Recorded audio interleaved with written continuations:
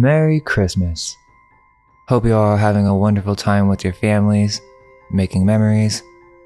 Today, we wanted to discuss the secret dark origins of Christmas. And look, our intention isn't to ruin Christmas, enjoy your Christmas. But at the same time, we shouldn't just blindly celebrate holy days or holidays without knowing where they came from. Did you know that it was once illegal in the US to celebrate Christmas? Well, this is obviously a touchy subject for many families, and although it could be a dark history, I don't think this means we have to throw away Christmas or become the Grinch, even though he's kind of the good guy in this situation. But still, that's how they get us. They mix true values of the family and being generous so that you're labeled a Scrooge if you don't want to celebrate Christmas.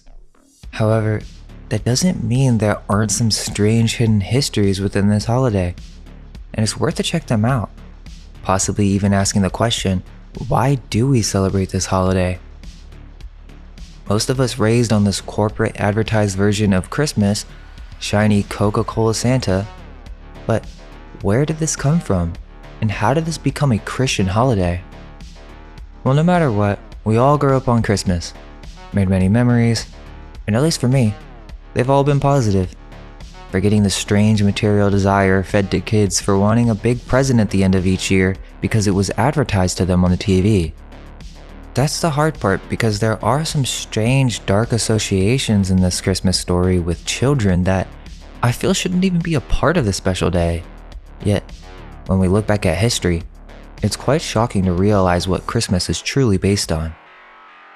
So with that, let's get started.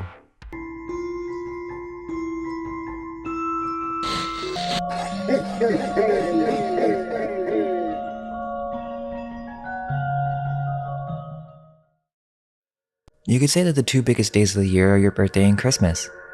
This is what children dream about all year. Or at least, this is how we were programmed to think. This materialistic outlook where truly most kids only care about Christmas or their birthday because of the presents. How can you blame them? As most of us were programmed by the television to want a certain product, and we would put it on our Christmas wish list, waiting all year to get that special toy, video game, whatever it was. You couldn't fall asleep at night knowing that Santa was going to bring you what you most desired. So what is a gift? And why presents? Why do parents lie about this story? I'm not even kidding, my parents literally lied. My dad told me this story where he woke up in the middle of the night and actually saw Santa, and I would sit there as a little kid in amazement visualizing this story.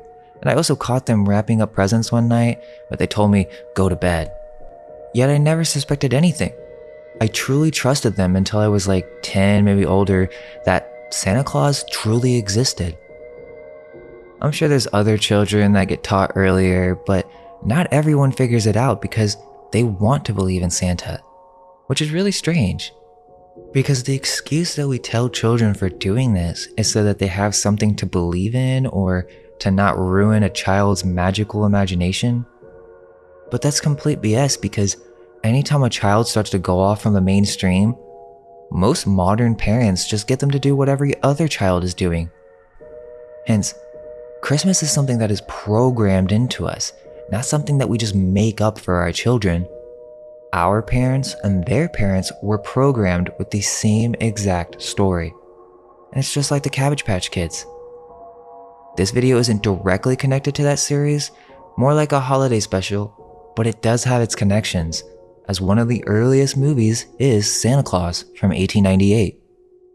This first Santa Claus movie involves two orphans, it would seem, being put to sleep by a maid or midwife as they go to bed on the night of Christmas. Then strangely, an old man in a costume sneaks into the house through the chimney in the middle of the night and puts toys in the kids' stocking. He's also carrying a chimney sweep, which was used for spanking children.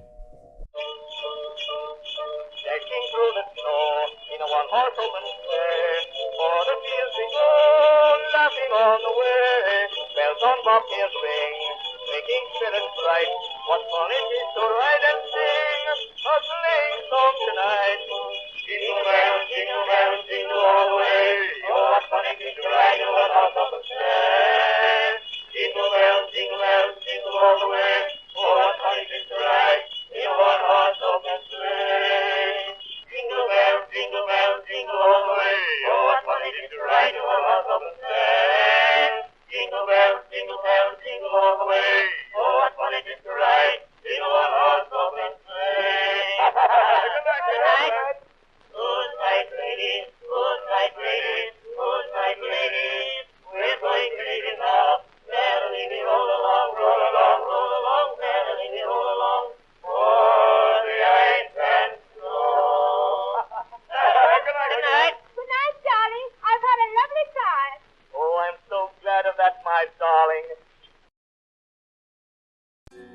Now, I just find this first film so creepy and no context at all. Like, it's almost as if they were showing this to the orphans or something, as if it was never for the movie theaters, just something to use as a mind programming device during resets. There's also The Night Before Christmas, 1905, with a similar theme. It's the start of this Christmas story preparing it for children. We see Santa in his factory, and also a group of orphans. It is very strange that you'll find this orphan symbol heavily associated with the story of Christmas. The kids would hang up their stockings and go to bed in order to prepare for St. Nicholas. Let's not forget the whole who's been naughty and nice. So Santa Claus has a list of every child in the world and knows whether they have been, quote, good or bad? How would any man have this knowledge? He's also from the North Pole, rides a sleigh or chariot that can fly, and uses magical reindeer to accomplish this. Then in one night, he lands on every home and climbs down the chimney? So wait, hold up. This guy is sneaking into everyone's home and we reward him for this and feed him milk and cookies? Is that a reference for something else? Well, depending if you're good or bad, you get a present or coal. Why coal though? I mean, he climbs down the chimney, but is there a reason specifically that he gives naughty children coal? So who is this Santa guy, and why is he essentially worshipped at the end of the year? Santa Claus, also known as Father Christmas, St. Nicholas, St. Nick, Kris Kringle, or Santa, is a legendary worldwide known figure who supposedly has his origin in Western Christian culture, but we'll take a look at that shortly. We're going to work our way backwards to a certain degree. Let's just point out some of the things that are very strange about this whole Santa Claus story. Well, he is covered in red and white. That's very significant. There's also a specific outfit or costume for Santa. The outfit itself is a symbol that we'll have to come back to, but just take note for later. The famous red hat, this belt that seems to be doing nothing really since he has a large belly and this top would already be tight on him. There's also the entire mall thing where children are brought to come sit on some random guy's lap that has been working there all day, and in many cases these people were actually drunk and did not care. Yet our parents brought us to come make a wish in a stranger's lap, and most of us were probably pretty horrified to even tell him what we wanted for Christmas. We mentioned that Santa is breaking and entering into everyone's home. He sees you when you're sleeping, he knows when you're awake. So yeah, while the children are sleeping, and I guess people think that's just fine, but he brings a big red bag full of presents, and also coal, after coming down a chimney that would be physically impossible for any man that size to go through. The story goes that the reason he is red and white is because he was just a creation of the Coca-Cola advertisers. And this is true, as before 1931, you can find many depictions of Santa with different colors. But when Coca-Cola came in, they really finalized the final look of what we now call Santa. However, I do believe there is a reason other than Coca-Cola that we landed on these colors, and you can find this exact color scheme in older depictions. The Santa that Americans know is actually more of a Christ figure with literal translations meaning Christ child or little Jesus. There are also suspicions that Santa may have castrated his reindeer, as male reindeer shed their antlers in the winter, yet they are never pictured antlerless, so either they are female with male names, or there's something else going on. It's also possible that these are not their names, but actually positions or occupations of the reindeer. Christmas parties, Christmas trees, the star or angel on top, the stockings over the fireplace, all of these have origins, and many of them were quite dark. Yet, every year, millions, if not billions of people around the world blindly participate in this yearly ritual. Santa Claus has multiple variations around the world. It's important for us to compare them in order to fully have an understanding of what Santa Claus really is or represents. Some countries celebrate him as a gift giver, and others celebrate him as a historical religious figure. Which is interesting, because the Jewish people are the only ones who don't have a Santa Claus, and they don't celebrate Christmas. I find that very strange, for they are deeply connected with the story. Even the modern branding of Christmas, Christmas carols, famous movies, are made by Jewish peoples. Supposedly, even Santa is a Jew. Now keep in mind, this is no way an attack on modern Jews. Not at all. But we are investigating the origins of many of these practices, and that leads us to the history of religion itself. The Jews being connected to the ancient Canaanites, Babylonians, or the Phoenicians who were in control of the Mediterranean and Myra in Lycia during the time of St. Nicholas.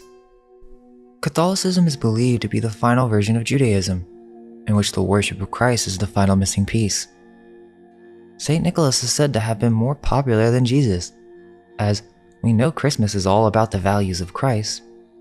But this is the tool in which they program much of their symbolism by disguising it with qualities of good or the gift giver. But who was St. Nicholas, and what is his connection to Santa Claus? St. Nicholas is where the supposed story of Santa Claus begins. St. Nicholas was an early Christian saint or Catholic bishop. These early bishops, and still to this day, wore the fish hat or the mitre, the Dagon fish worship, and early Mesopotamian cultures who worship Astarte, Diana of Ephesus, all of which have the same Venus crescent symbolism. Also, this hat comes from before Catholicism. We have many depictions of Christ being presented before the Jewish high priest Caiaphas. The Jewish hat is the ancient origin of the Phrygian hat, and there are several different rankings. Why is a Jewish high priest, the same priest who accused Jesus of blasphemy and organized a plot to kill Jesus, wearing a mitre hat before the development of Catholicism with a lunar crescent? In the old paintings of St. Nicholas, you can clearly see the symbol for the Templar's cross. This is very important to note for later. This hat of St. Nicholas is a pagan hat. His staff is also similar to Druidic staffs, the staff of Moses. It is also in the shape of a spiral. This same staff is also called a crozier. It is the coat of arms of Basil, or Baal, which is the origins of the Rosicrucians. They are also connected with this, but for now, we're told that St. Nicholas was just an early Christian saint who would preach the word of Jesus. Quote, "Sell what you own and give the money to the poor." He supposedly used his whole inheritance to assist the needy, sick, and suffering. So he was essentially an odd fellow from 2,000 years ago. Which, remember, we must also consider the altered timeline as well when it comes to this history. The story is that during this time, Christians were being prosecuted. It's always the same divide and conquer tactic, when the elites were the one in control of the new presented religion. He was born of a wealthy family and a Templar. He wasn't persecuted for his beliefs. But this is the story they tell us, because it would be strange if he was connected with these same elites who altered the Julian calendar, right? After his supposed prison sentence for practicing Christianity, he goes and attends the Council of Nicaea? Oh, and get this, he died on December 6th and was buried in an ancient temple dedicated to Artemis. Talk about synchronicities. So they built a Catholic Christian church on top of a pagan ancient temple. Remember, we're in Turkey, there are many others. There's another large temple called the Temple of Venus at Aphrodisias, which is not that far away.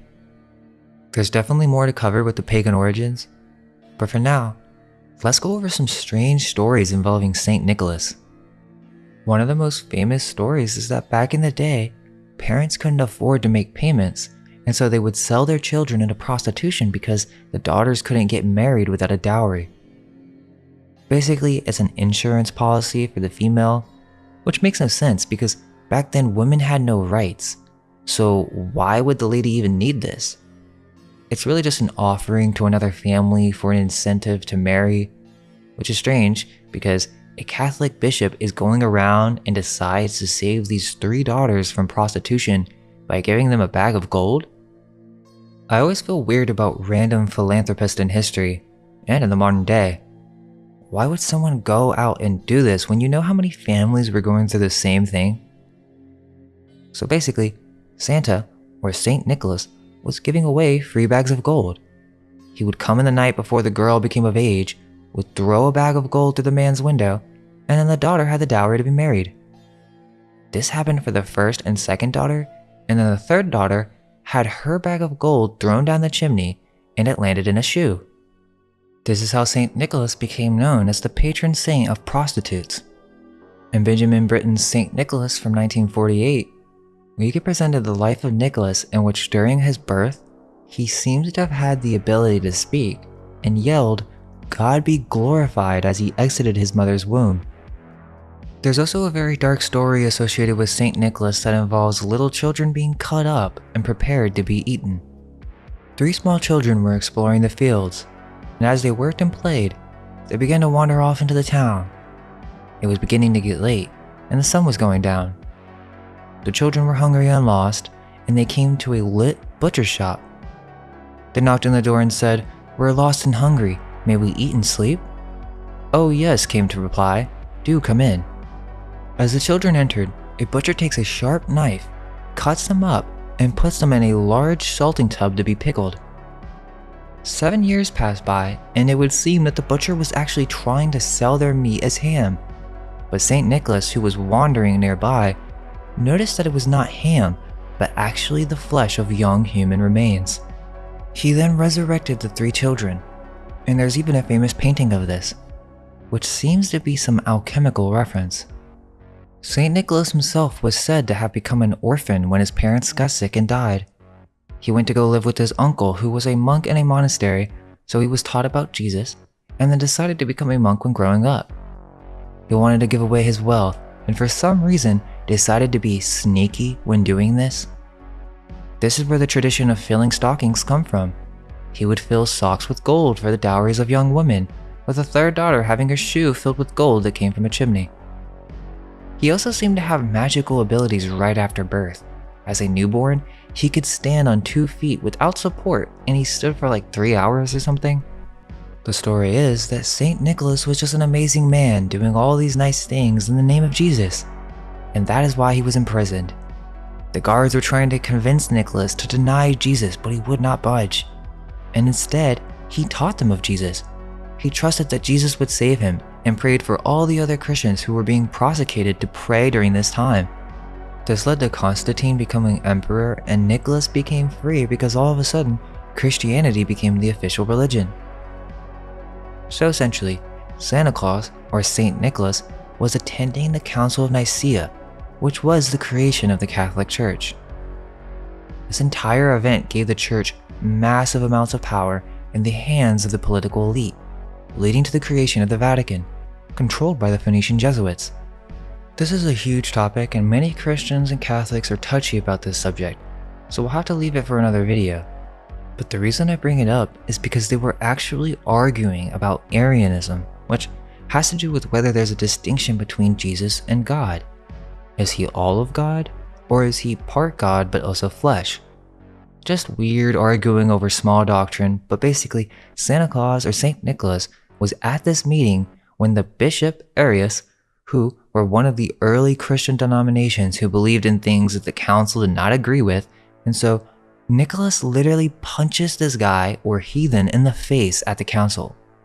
Weirdly, in another story, this is supposed to be the reason he goes to prison again, so he gets sent to prison multiple times?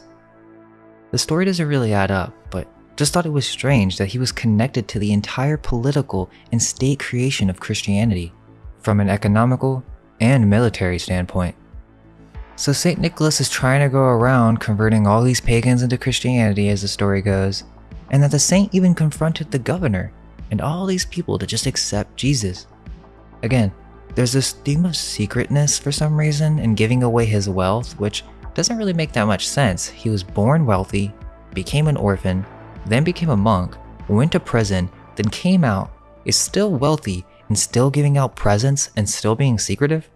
His tomb is built on ancient pagan temples to Artemis and Venus, which is very weird because he has many stories connected with the Virgin Mary. Oh, and his tomb is said to have a sweet odor, and that there's this white liquid that comes from his bone that the church would actually collect and sell as magical mana that was for curing all diseases. So 3 daughters are saved from prostitution, 3 boys are saved from cannibalism. What else? Well, there are actually multiple versions of that story with the boys, where the parents actually sit and eat their own children without even knowing until Nicholas intervenes, which is interesting Saturn symbolism for later. Christmas trees are Leyland cypress. St. Nicholas is actually known to be an exorcist. He was capable of taming demons as he would carry the Book of Gospels in hand.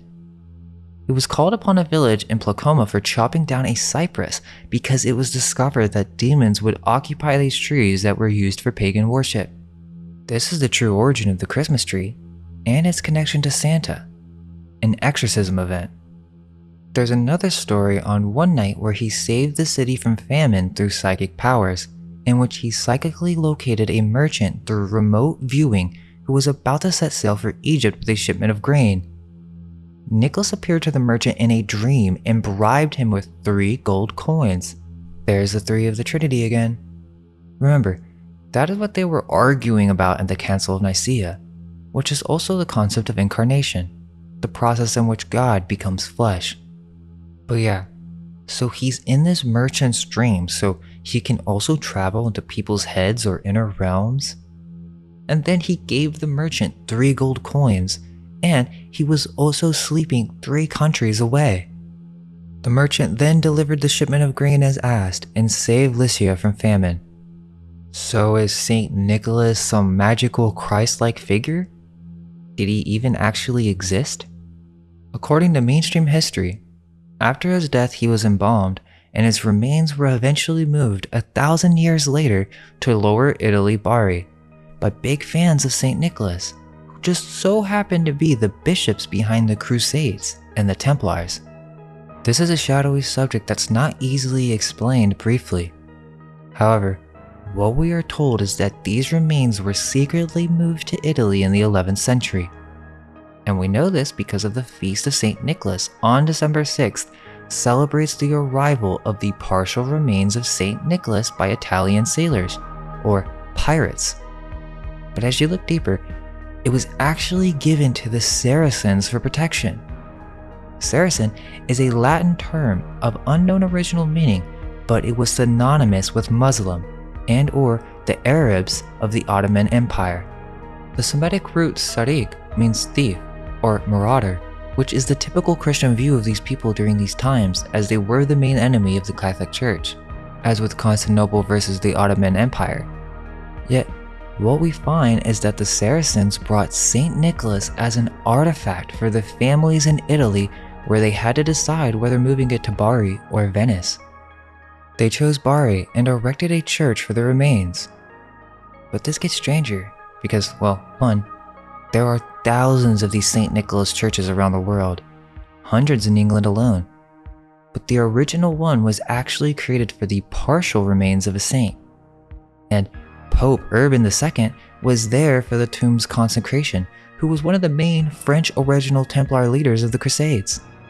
Templars, for some reason, are thought of as cool or something by some modern Christians. People literally get the Templar cross tattooed on them as if they're proud to be a part of this heritage of the Templars. See, I'm not too sure about all that, and it's also the origins of Freemasonry, as many lodges openly admit this. Some see them in a good light. They come into the story because when discussing Santa, we're discussing the origin of religion to a certain degree. It's not very well known, but the Templars worshipped secret gods. They reached great power and wealth in France. These Templars were secret orders of knights, and it wasn't just the Templars in France, such as with the Knights of Malta. These secret societies worshipped non-Christian deities and had certain secret rites that led to the creation of the Rosicrucians, then becoming the Lutheran movement and the creation of the Huguenots. The entire divide and conquer tactic comes from these elite fighting bishops, which, remember, they took the remains of St. Nicholas with the help of the Saracens to Italy. And on top of that, the Templars were accused of worshipping idols, specifically of dead remains and ancient artifacts. This isn't the only thing they were accused of. That on admission of a new member to the order, the new Templar recruit would take an oath of obedience to deny Christ and to spit and trample on the cross. They were also accused of receiving the kiss of the Templar. Don't believe it? Don't take my word for it. Even the main Templar, Jacques de Molay, The Grand Master of the Order in France admitted to these things being true and was burned at the stake for it. King Philippe IV brought these Templars to court in the 1300s. There had been rumors floating around of these secret practices, and so after being accused, they admitted to some of these horrible crimes. Which is strange, because some of them ended up being pardoned. But still, this connects because it's possible that Saint Nicholas is one of their hidden idols, who was also Baphomet. Well, the Templars worshipped hidden gods, and although Baphomet is usually seen as a demonic figure, there are many connections to be made here. Well, one, Baphomet is a goat-headed pagan sabbatic goat, which will come to play later in the video, but the term Baphomet is mentioned in the transcripts for the Inquisition of the Knights Templar in 1307. Baphomet is also a representation of Venus, Lucifer. Albert Pike in his Morals and Dogma, quote, "The Gnostics held that it composed the igneous body of the Holy Spirit. It was adorned in the secret rites of the Sabbat or the temple under the hieroglyphic figure of Baphomet, or the hermaphroditic goat of Mendes. There is a life principle of the world, a universal agent, wherein are two natures and a double current of love and wrath. This ambient fluid penetrates everything. It is a ray detached from the glory of the sun and fixed by the weight of the atmosphere and the central attraction. It is the body of the Holy Spirit, the universal agent, the serpent devouring his own tail. With his electromagnetic ether, this vital and luminous caloric, the ancients and the alchemists were very familiar." End quote.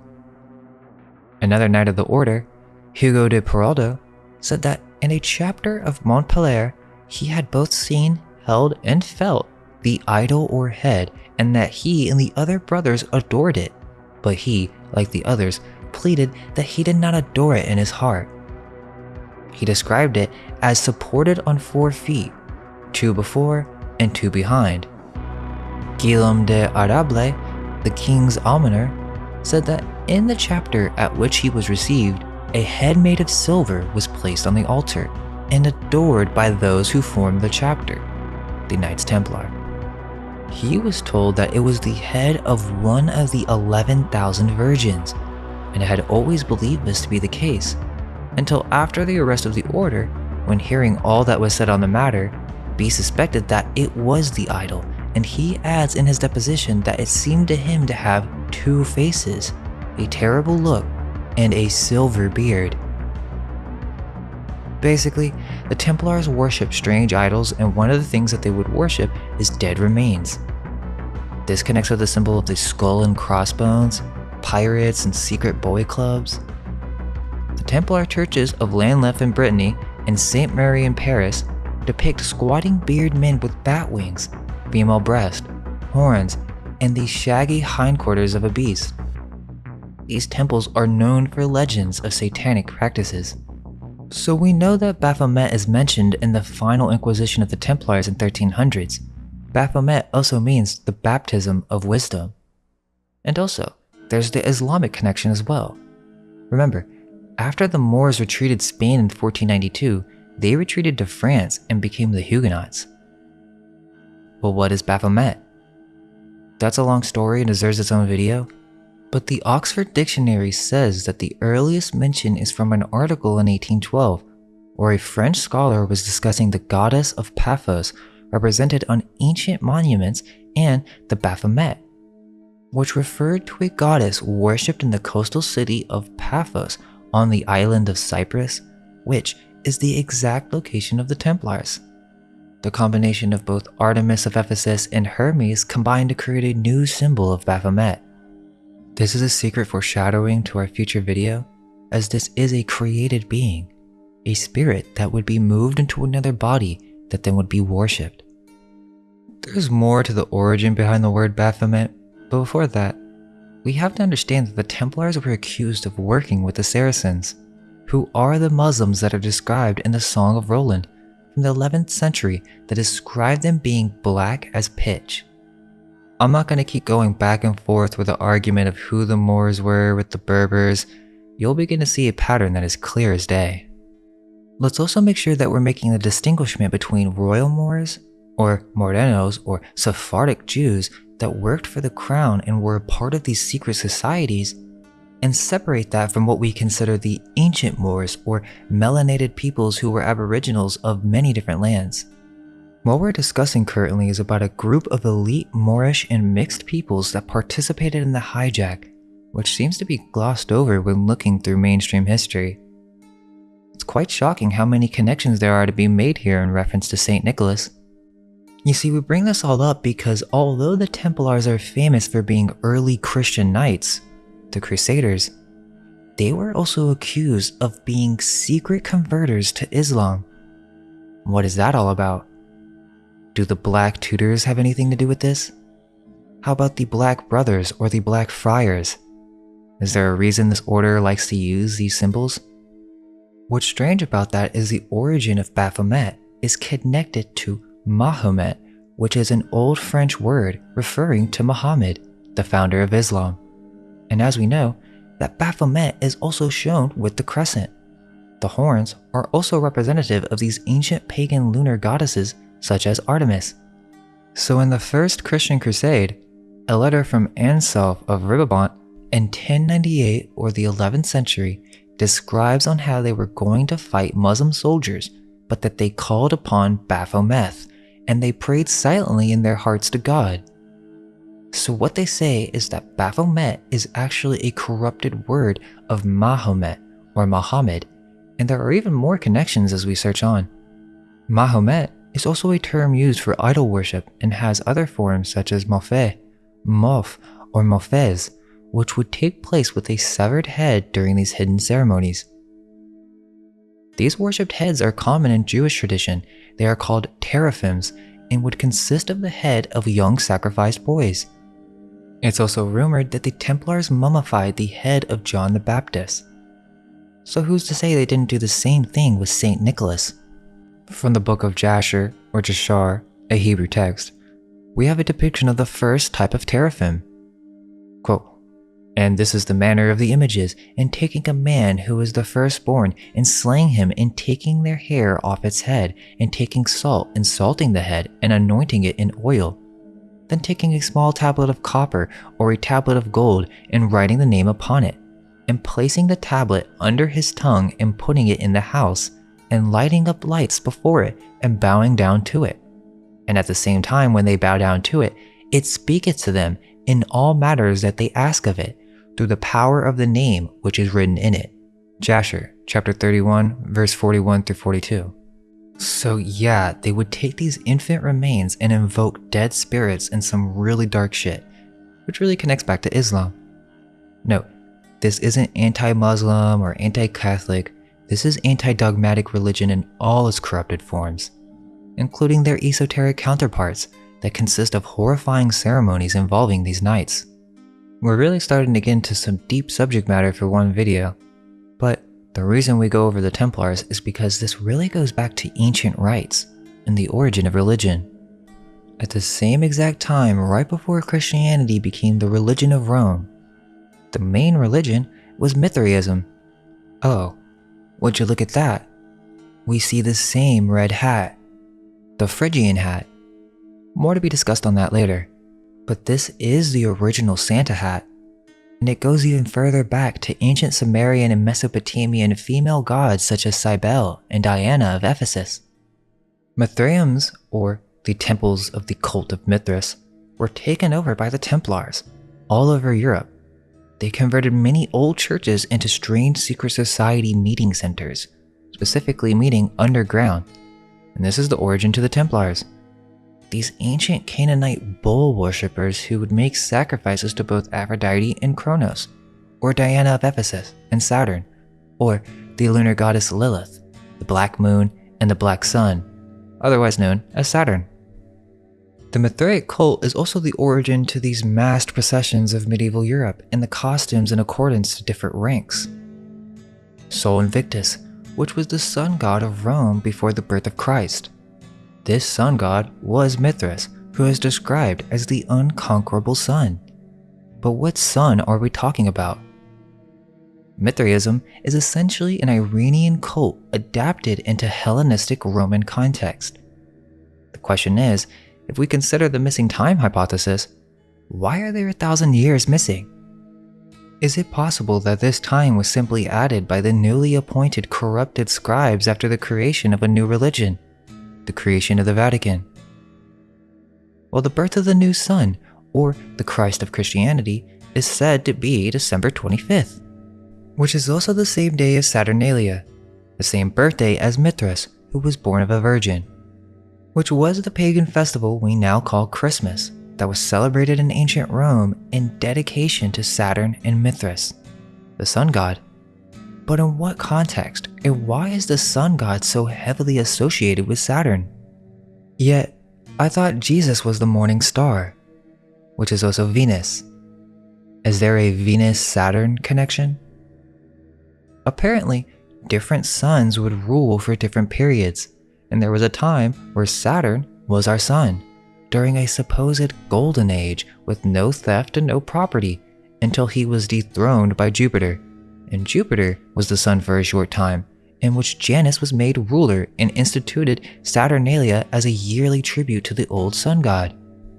So Mithras, born on December 25th of a virgin, and remember, this isn't zeitgeist, because we're simply looking into the origin of Santa and the secret worship. And it's interesting because Mithras actually rivaled Jesus in popularity during its time. These details involving Mithras are too similar to ignore blindly.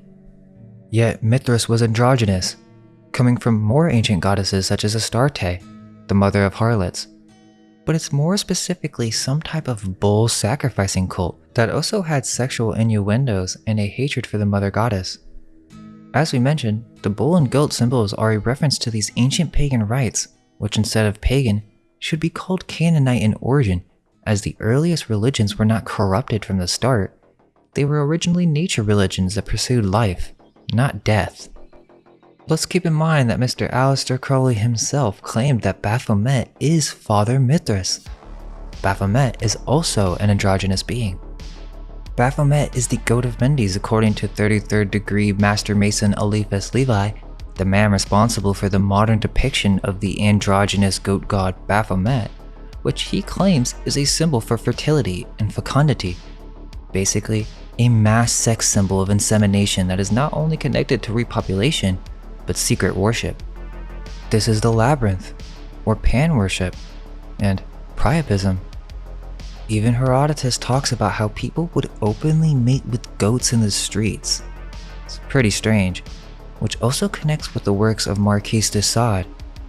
This is the secret symbol of the satyrs. Diodorus compares the cult of Mendes with that of the cults of Priapus, where they would worship hybrid goat gods.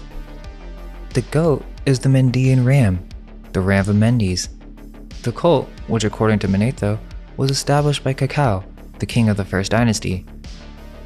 Many of these cultures worship the bull, and its horns, visualizing the crescent, represents lunar worship, which shows how it made its way into lunar cults.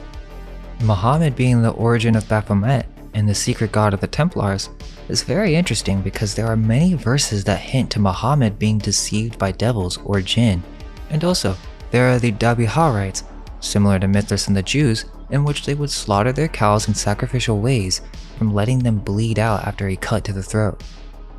In 1961, writing under the name Archon Dorau, the late Sayyid Idris Shah claimed that the European medieval witch cult had been heavily influenced by Arabian sources. This allegedly occurred during the period from the 7th to 14th centuries when Spain and North Africa were under Moorish influence. It may have been one of the ways in which the Luciferian Gnosis was transmitted to Europe from the Middle East. From what we have, it seems that the first grimoires were Arabic in origin, such as with the Picatrix.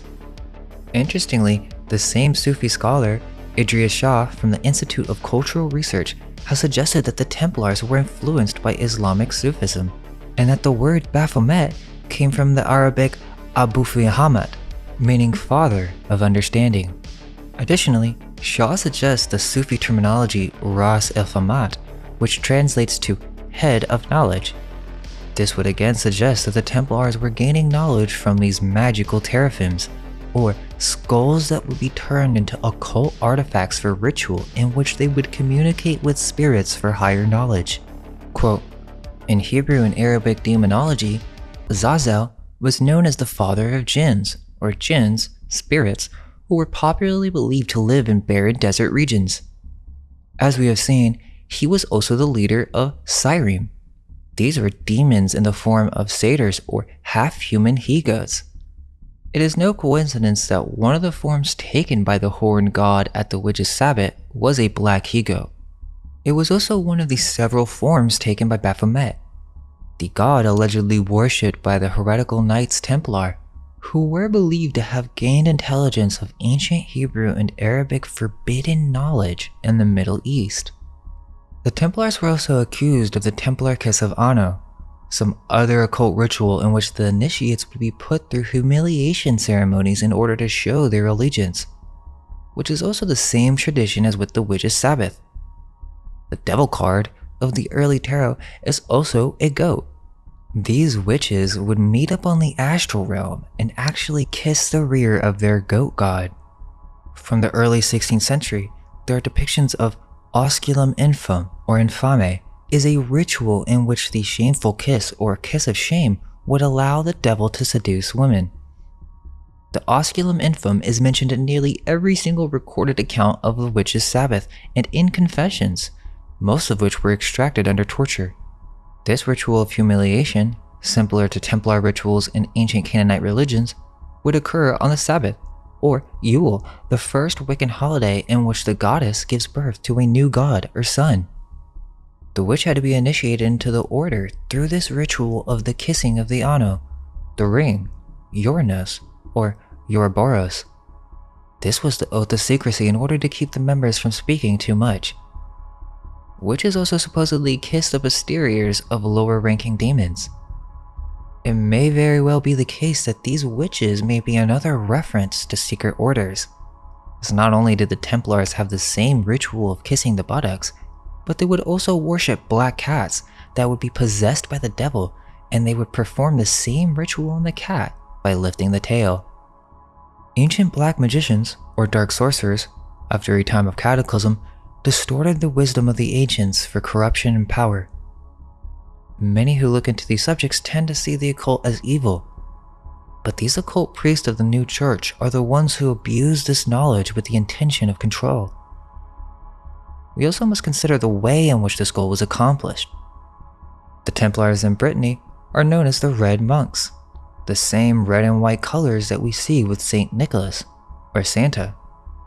The land-left Templar church is most likely an ancient Irish round tower or an architecture of older origin according to some scholars. Is it possible that the Templars were not only a part of an occult secret brotherhood, but they were also thieves, the original pirates? They stole the Ark of the Covenant and hid it away, supposedly. This gets into Connor McDarry's work, and the idea that the history we learn, from ancient Samaria to Mesopotamia, Phoenicians, Egypt, Hebrews, is actually all a distortion of the scribes and priests of the new Church of Rome. They hijacked an older church and system and claimed it for their own, rewriting our entire history in the process. Then they took many of these ancient structures and used them for their strange dark sex rites. According to the god of the witches, Dr. Margaret Alice Murray claims that the three nicknames for this deity that the witches and the Templars worshipped was the Black Man, or Man in Black, Christendé, which is the husband of the Queen of Elfame, which real quick, occurs in the 1598 witchcraft trial indictment and confession of Andrew Man of Aberdeen.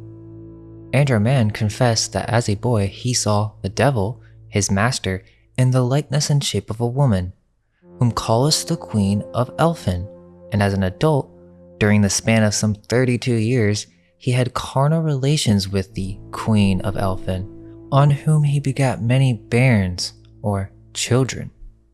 Further down, however, the devil, whom he calls Christendé, is the good man, husband, though the queen has the grip of all the craft. Andrew Man further confessed that on the Holyrood Day, Ruidae and Harvest, the Queen of Elfin and her company rode white horses alongside the devil, Christende, who appeared out of snow in the form of a stag. She and her companions had human shapes, yet were as shadows, that they were playing and dancing whenever they pleased. Bessie Dunlop in 1576 confessed that the dead man's spirit she had congressed with, Tom Reid, was one of the good neighbors or brownies who dwelt at the court of Fairy. Take note, as this does connect with Charles Dickens later. So essentially, this Queen of the Witches, who is also the devil, is another reference to androgynous gods, but also the female version of Saint Nicholas. She's also the Queen of the Fairies, which explains the lore behind the elves. The main queen, or devil, the bearded-breasted winged demon. We will see more of this stag-goat-headed symbolism as we continue, but essentially, Santa, or Satan, is a witch. Even the Italian Santa is a witch on a broomstick. She is called Befana, derived from Epiphania, very close to Elfame. Befana is a gift giver that flies on a broom and delivers gifts throughout Italy on Epiphany Eve. If you're a bad child, you get coal, the same as Santa. People write letters to her, just like Santa. She also enters through the chimney and is covered with soot. So as we can see, the Artemis androgynous symbolism follows with Santa. It gets even weirder. Befana is actually in the Bible, and in one legend, after her child dies, she goes insane, and upon hearing that Jesus was being born, she set out to go see him, believing that Jesus was her son. She eventually met Jesus and presented him with gifts. In return, Jesus was delighted and gave Befana a gift in return. She would be the mother of every child in Italy. There are multiple variations, but essentially, Befana was there to help with the birth of Christ, or told the three kings how to find Jesus, and that she is endlessly searching for the newborn Messiah. And this is the reason she visits every house at night, searching for the Christ child? Which is a figure in South Germany that is basically referencing this esoteric history. A newly born son, or Messiah angel, during the night of December 24th, secretly delivers gifts to children and never gets caught in the act, represented as a young girl. The name Christkind translates into Christ child. With all that said, we can now begin with the pagan origins of Christmas, as we consider the altered timeline as well. The story that we know of history and religion is the history of this secret cult. We have terms such as pagan that confuses the matter even further because it implies that these beliefs came before these secret cults, and that the first religions were corrupt. However, what if the story we are told when it comes to history and Saint Nicholas has been vastly distorted? Did Saint Nicholas even exist? Is it an idol to the Templars, who, after being prosecuted for heresy, went undercover to start the creation of the Caliphate of Spain, the creation of the Jesuits, Rosicrucians, all in secret and undercover, creating the divide and conquer events of history that have further muddied the waters? What if what we call pagan is of a much more recent time that resulted after cataclysmic events, which would explain why the earliest gods are fertility symbols? So we have this Saint Nicholas from supposedly 2,000 years ago at the Council of Nicaea. Then 1,000 years pass by, the Templars steal the bones, bring it to Italy, then we go through the Dark Ages, and somehow this becomes a tradition in the 1600s and still to this day? What if the witches are the Templars? There's much to cover with forgeries of dates, but these Templars went on to become Sephardic Jews, the Jesuits, the creation of the Reformation, and the Protestant Huguenots, back to where the original Templars were founded. Baphomet is not a single physical god, but a symbol for a created god through the use of dark magic. This connects back with the Black Tudors, but the version of history that we have been told has been inverted. The power of the Moorish elite has been heavily suppressed. Sicily was invaded in the 9th century and turned into an emirate. What we think should be a single religion of Catholicism during this time really was a conglomerate of Christian, Jewish, and Islamic beliefs mixed together. The Templars went off to become the Palatine Boers. Benjamin Franklin even referenced them as being swarthy or dark-skinned, but these were not German peasants. The Palatine families were the elites of Rome and Europe. After the fall of Rome, Palatinus, or Palatine, came to be used for the chamberlains or elite royal officials who assisted the Holy Roman Emperor and also was in charge of the treasury. Look through some of these chamberlains of history in their paintings. You can see clear Templar references. The Templars are the ones with the hidden treasure, the gold. They were the alchemist, and so the leading Templar would manage the funds. The Holy Roman Emperor Maximilian, who in older depictions is a Moor, would give privileges to their knights that would then give them power over certain dominions. We have seen many depictions of these knights in what is called Holy Roman Paladin armor, where you can also see the double-headed phoenix and Templar symbolism. And would you look at that, the red and white hat. These knights were governors, kings, and they would rule over different countries under Roman rule. This is the origin of the coat of arms. It is the Vatican's management system and hierarchy of control. You can see this in many old German coat of arms.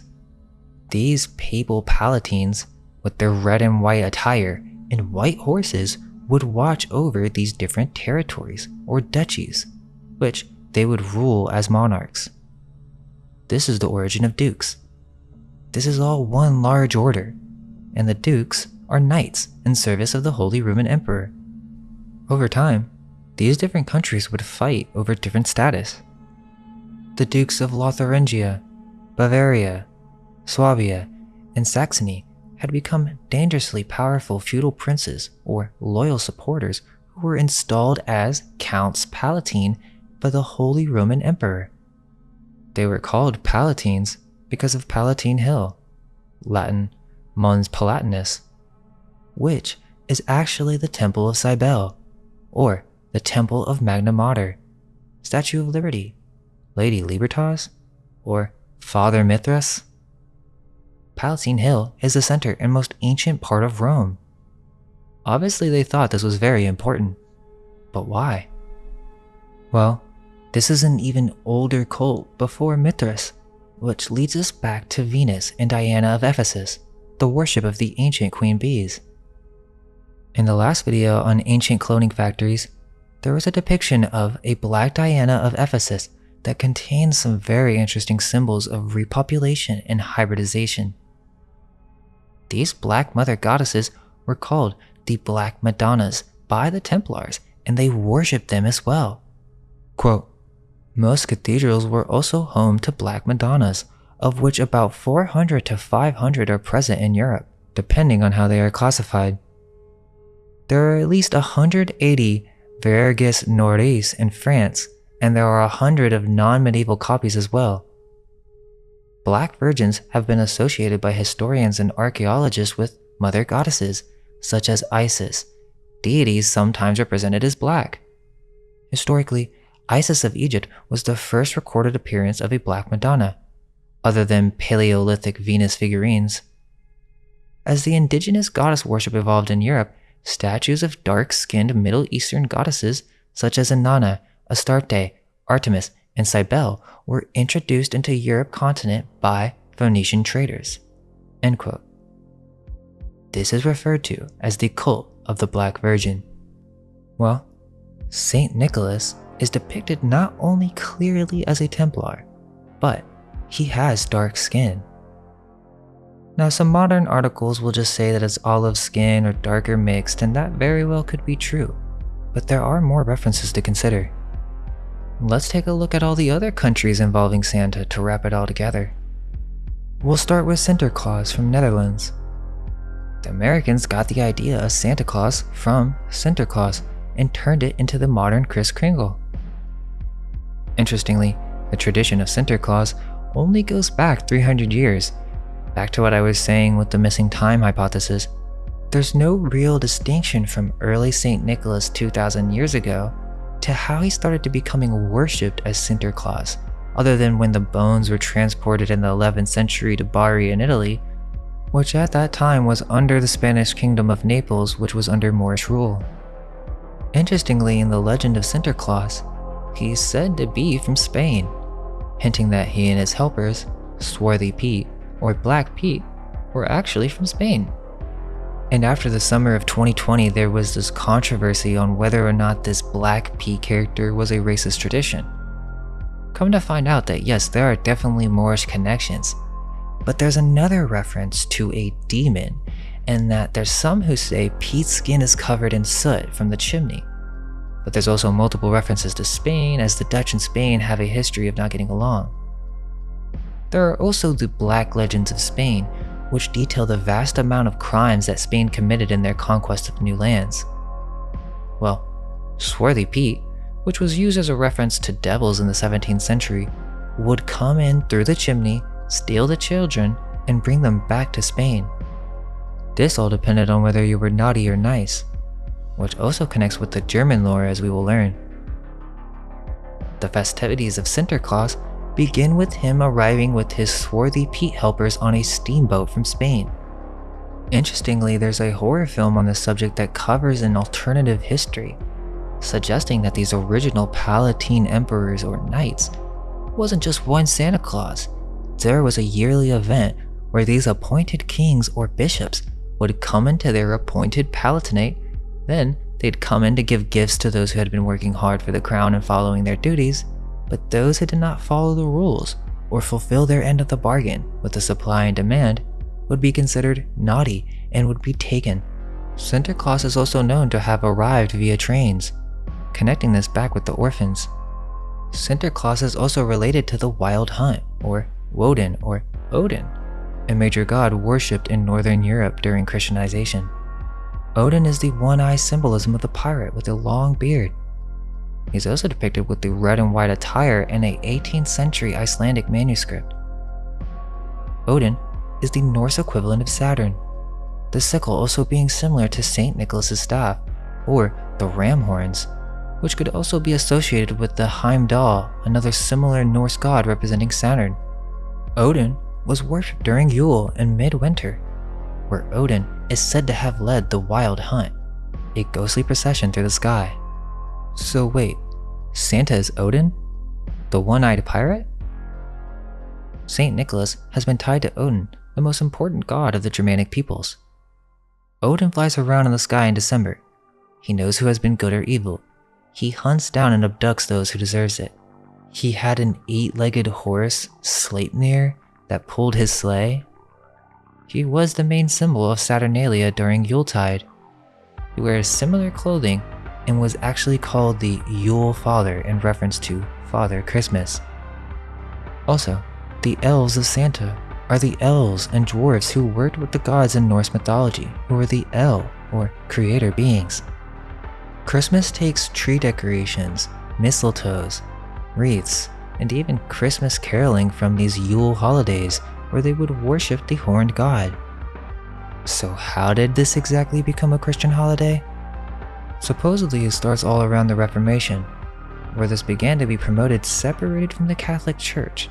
That's why they created an entirely new figure of Father Christmas, or the Dutch Masons and Templars created Sinterklaas, creating a sort of mimetic entity that could be worshipped across varying denominations. Many European countries have this St. Nicholas tradition, Christkind, and also the religious Feast of Epiphany, or Three Kings Festival. Who were these three kings?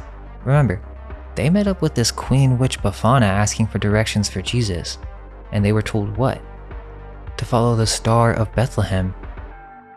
Star of Bethlehem is the Star of Inanna, a manifestation during the creation of the new sun, or new flesh, the Star of Artemis.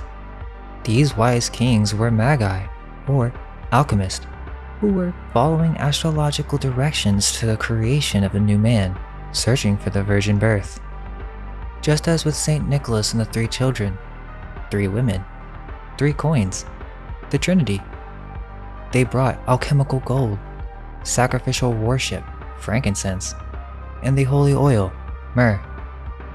From Mary or Venus or Mother Artemis, which is mentioned before, is the female manifestation of androgynous Lucifer, and the male form is Saturn.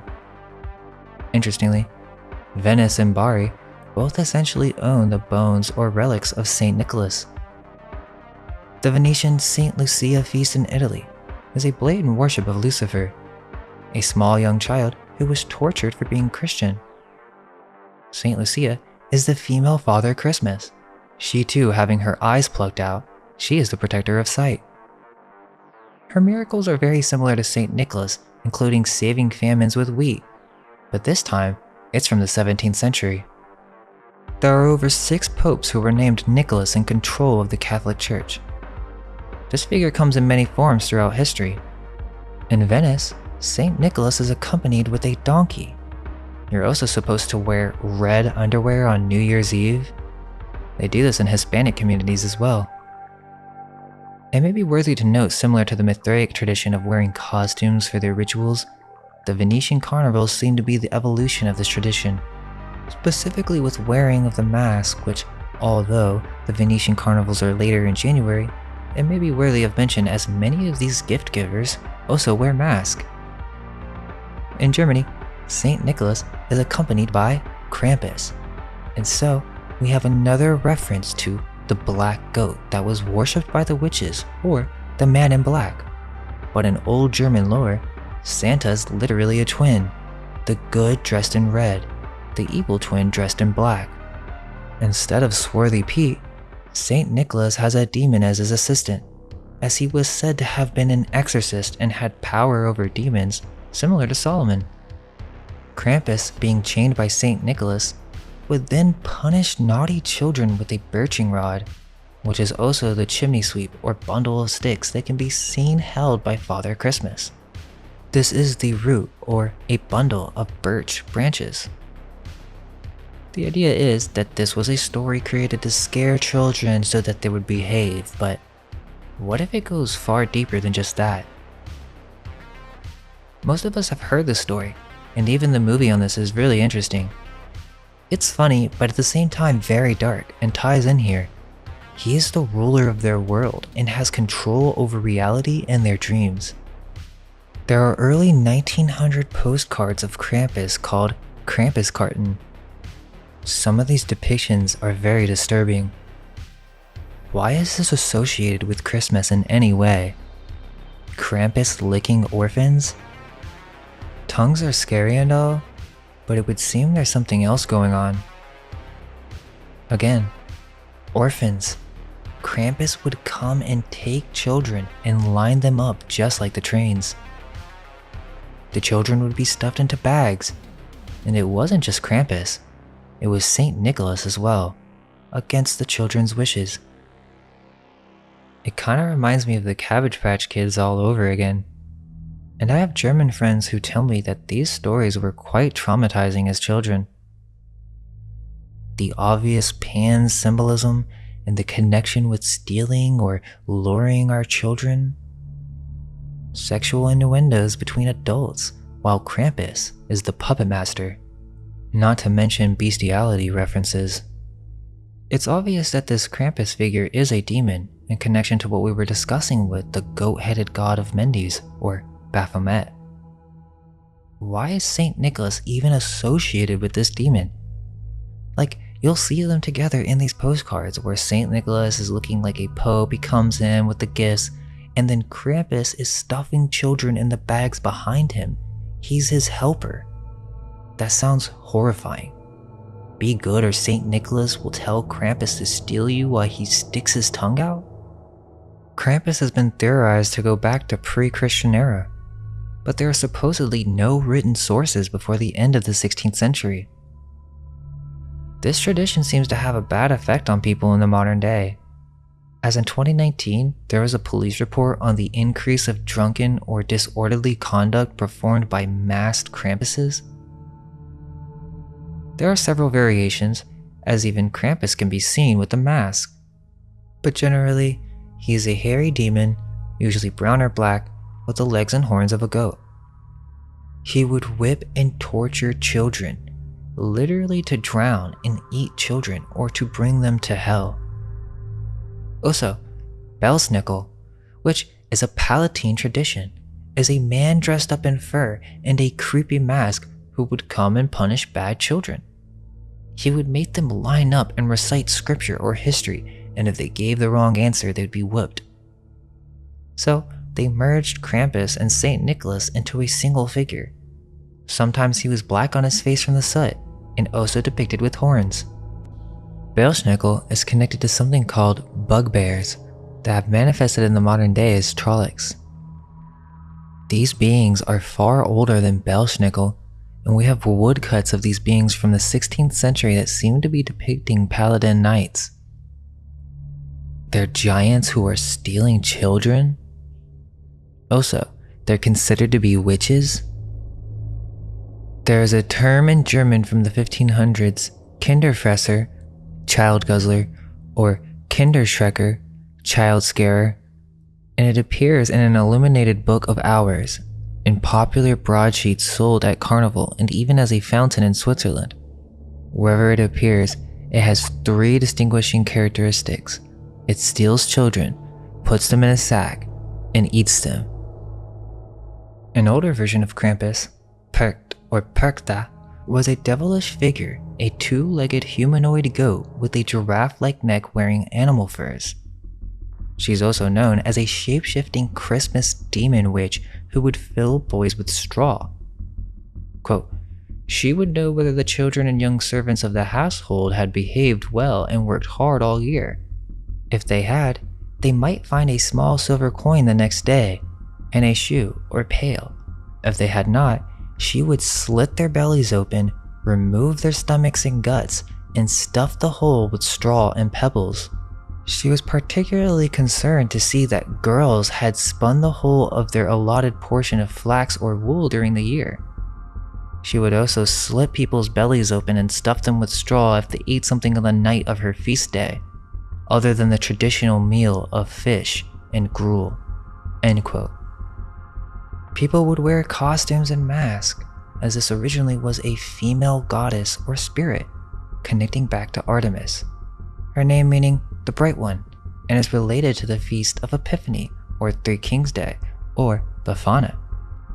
Originally, the word Perkten referred to a female mask representing the entourage of the ancient goddess Frau Perkta or Beta Baba. Some claim that this is a connection to the Nordic fertility goddess Freya, who is Diana or Artemis. These Perkten masks were worn on January 6th or Three Kings Day, the day of Epiphany, in which wood and sheepskin would be used to create a demonic mask, and the people would march. Supposedly, the Catholic Church was opposed to this, but they really didn't enforce the ban. There isn't really that much history on when this began, but they say the early 19th century. It most likely originated in the 16th century according to the book Night Battles, Witchcraft and Agrarian Cults in the 16th and 17th centuries. In that book, he compares the Perktenlaufen and the Italian Benedante, which is a secret visionary tradition which existed in northeast Italy during the 1500s. Remember the Templar and witch connection? Well, the Benedante, or Good Walkers, were members of an agrarian secret society in which they claimed to be able to travel out of their bodies to fight against malevolent witches, the Malandanti, in order to ensure the good crops would continue. The Benedante were accused of being heretics or witches under Roman Inquisition. So they were a fertility cult that supposedly were said to have been born with a caul on their head, which gave them this ability of astral projection only during specific Thursdays of the year. They would travel in these visions to battle bad witches who were using sticks of sorghum to ruin their crops. The woman reported going to the great feast on the astral realm. They were considered witches, but it said they were ultimately trying to protect the bad witches from harming children. Regardless, this night of the Sabbath, originating from the ancient fertility cults from around the world, the myth of a nocturnal gathering under a goddess, the lunar crescent, or the bull, Saturday. Quote, prominent Roman historians such as Tacitus and Cassius Dio, as well as church fathers like Augustine, acknowledged a special link between Saturn and Saturday, the holiest day of the week for the Jews. That Jewish society of the Talmudic period recognized the same associations is shown by the fact that the Babylonian Talmud refers to Saturn as Shabbatai, the star of Shabbat, Saturday. Greek and Arab astrology, however, considered Saturn to be the most malignant of the 7 planets, and thus the Jews, astrologically governed by Saturn, were considered to be contaminated by the planet's wicked nature. End quote. Santa is Satan, or the male aspect of the androgynous Lucifer, Saturn. So when speaking of Santa's workshop, we're speaking of Saturn worship. In the North Pole, which is also the Black Rock, quote, the Rupus Nigra, Black Rock, a phantom island, was believed to be a 33-mile wide black rock. Literally, the Jesuit Mercator actually describes the rock's circumference as 33 French miles, located at the magnetic North Pole, or at the North Pole itself. It purportedly explained why all compasses point at this location. End quote. Or is it Mecca? The Finnish Santa Claus, Jolopoke or Jolopoki, literally translates into Yolgo. People will dress up as a goat to celebrate this, going door to door asking for Yule leftovers. And most people believe that this has something to do with Thor, which is the most popular explanation, but that's just a cover-up. Also in Finland, there are the Nutipuki, as they are called, which are evil spirits who would go door to door demanding the gifts and leftovers from Yule feast. The Finnish Santa is a blend of the Nutipuki and modern Santa Claus, or the Coca-Cola Santa.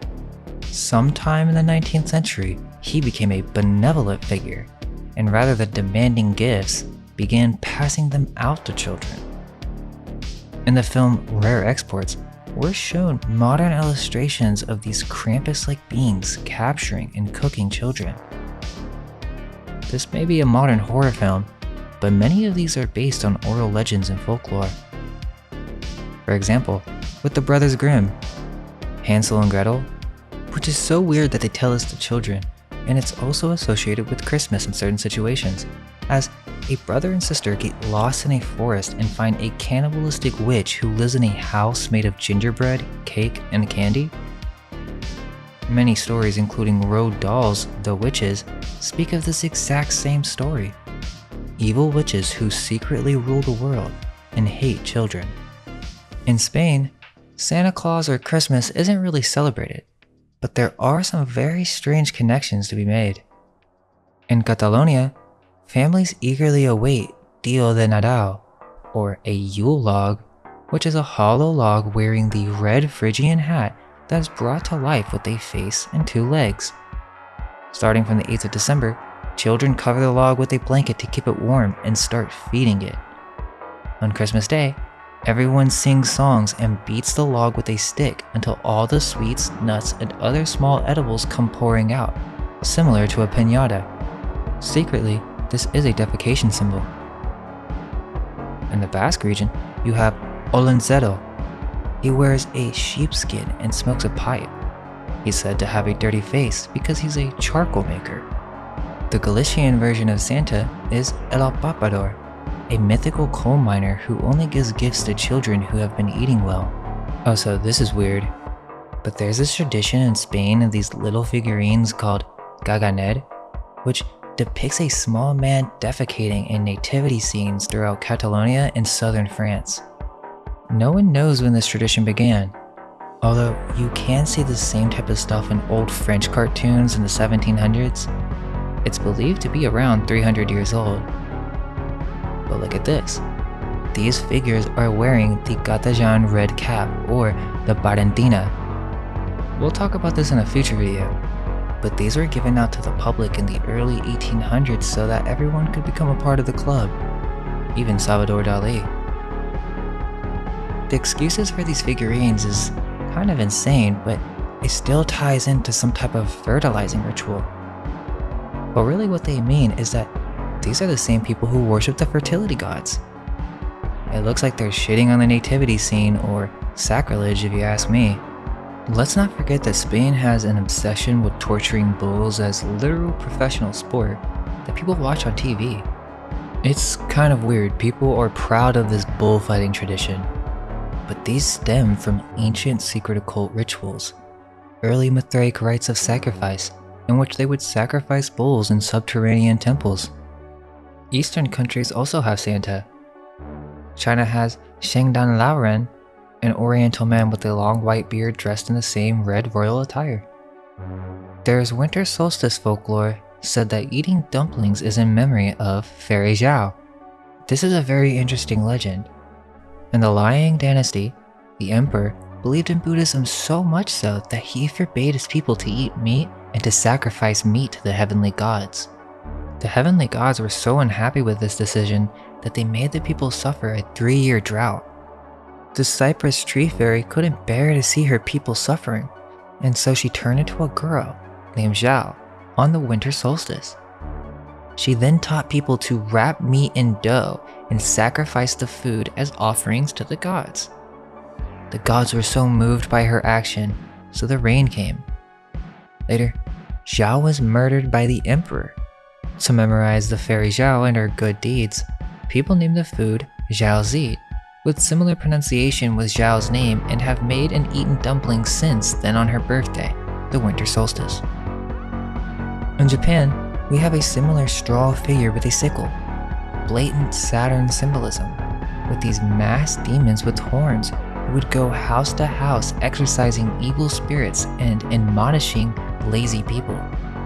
In India, you have Sai Baba, or Christmas Baba, which Sai Baba was an Indian spiritual master considered to be a saint that was then merged with the story of Saint Nicholas. In Russia, you have Ded Moroz, which is basically the White Witch of Narnia, as he was a dark sorcerer who had the ability to freeze people. He is a winter snow demon mixed with the Green Man and Wild Man of Druidic and English lore. Ded Moroz formed separate from Europe's tradition, yet it's the same story. At first, he stole children and brought them away in his gigantic sack. To ransom the kids, their parents had to give him presents. So originally, it was in reverse. Then with the lapse of time, everything turned upside down, or inverted. Under the influence of the Orthodox traditions, Father Frost reformed and became kind and started to give presents to kids. Then, he adopted certain traits from Saint Nicholas, the prototype of Western Santa Claus. Muslims celebrate Christmas, it's just not called that. The Persian festival Yalda, also a reference to the Gnostic Yaldabaoth, or Shab-e-Yalda, in other words, Saturn, is a celebration of the winter solstice in Iran and Turkey. Well, let's take a look at this Iranian or Persian Santa Claus. Haji Firuz, the fire starter, in reference to the ancient Zoroastrian mages who initially created this cult of the eternal flame, would dress up in red attire with a blackened face and perform street spectacles. A prominent Persian historian, Merdad Bahar, speculates that the name Psyoaxis might mean black man or dark-faced man, but then goes on to suggest that the term black in the name may be referenced either to the blackening of the faces of the participants in the aforementioned Mesopotamian ceremonies or to the black mask that they wore for the festivities. In Turkey, he's also known as Noel Baba. I also find it interesting that the folklore doesn't really exist here, yet they claim that Saint Nicholas comes from here. There's actually this Turkish article where the author is discussing the origins of Santa and even mentions the Crusades and that this man is coming for our children. Thought that was interesting for a Medium article, but he implies that the references of Saint Nicholas come from a different time and location. In Africa, modern Santa Claus is represented as a black woman, Mama Tinga Tinga, who wears the same red hat, carrying the entire city in her bowl, said to be the mother of all Africa. Now, ancient customs in Libya, where Santa is replaced by Old Man Beka or Old Man Beggar, which is a Christmas tradition in Sierra Leone and Guinea as well. These dancers would dress up as dancing devils with masks of the black goat. Many costumes have a similar straw appearance in comparison to Germanic tradition. They seem to be clear pagan rituals, and you can also see the red hat and red crown symbolism, the worship of the bull. They seem to be referring to the same thing. Father Christmas is also celebrated in Nigeria. The Nigerian Father Christmas is usually a tall, thin black man in an oversized red coat, sweating profusely from wearing the attire in humid weather. Father Christmas in Nigeria doesn't really go home to home, he only goes to parties. But interestingly, this resembles some voodoo priest, which is another topic on its own. But we're speaking of ancient death cults, which is said to have developed in the 16th century with these voodoo priests, and they are equated with the Roman Catholic saints. Quote, its main structure derives from the African traditional religions of West and Central Africa, which were brought to Haiti by enslaved Africans between the 16th and 19th centuries. On the island, these African religions mix with the iconography of the European-derived traditions such as Roman Catholicism and Freemasonry, taking the form of voodoo around the mid-18th century. In combining varied influences, voodoo has often been described as syncretic or a symbiosis, a religion exhibiting diverse cultural influences. End quote. Mexico does have a Santa Claus. It is Papa Noel, or Father Christmas, Baby Jesus, and Santa Claus himself. Also, the duendes have red pointed hats and or red top hats connecting with the gnomes. There's also the tradition of the piñatas and the destruction of the star, with the reward of candy or defecation as some strange Freemason blindfolded ritual taught to children. It is interesting that Spain doesn't really focus too much on St. Nicholas or Santa Claus. But Papa Noel is from the French Santa Claus, and this is where it gets crazy. Well, first, this is from the early 1880s to 1900s, just like the Cabbage Patch Kids, and they were also promoting this in France during this time to orphans. Many of these French postcards of Père Noël are very creepy and have a similar vibe of promoting something behind the scenes with hidden intentions. Père Noël with orphans. It's the same strange, old colorized, surreal, real photo postcards.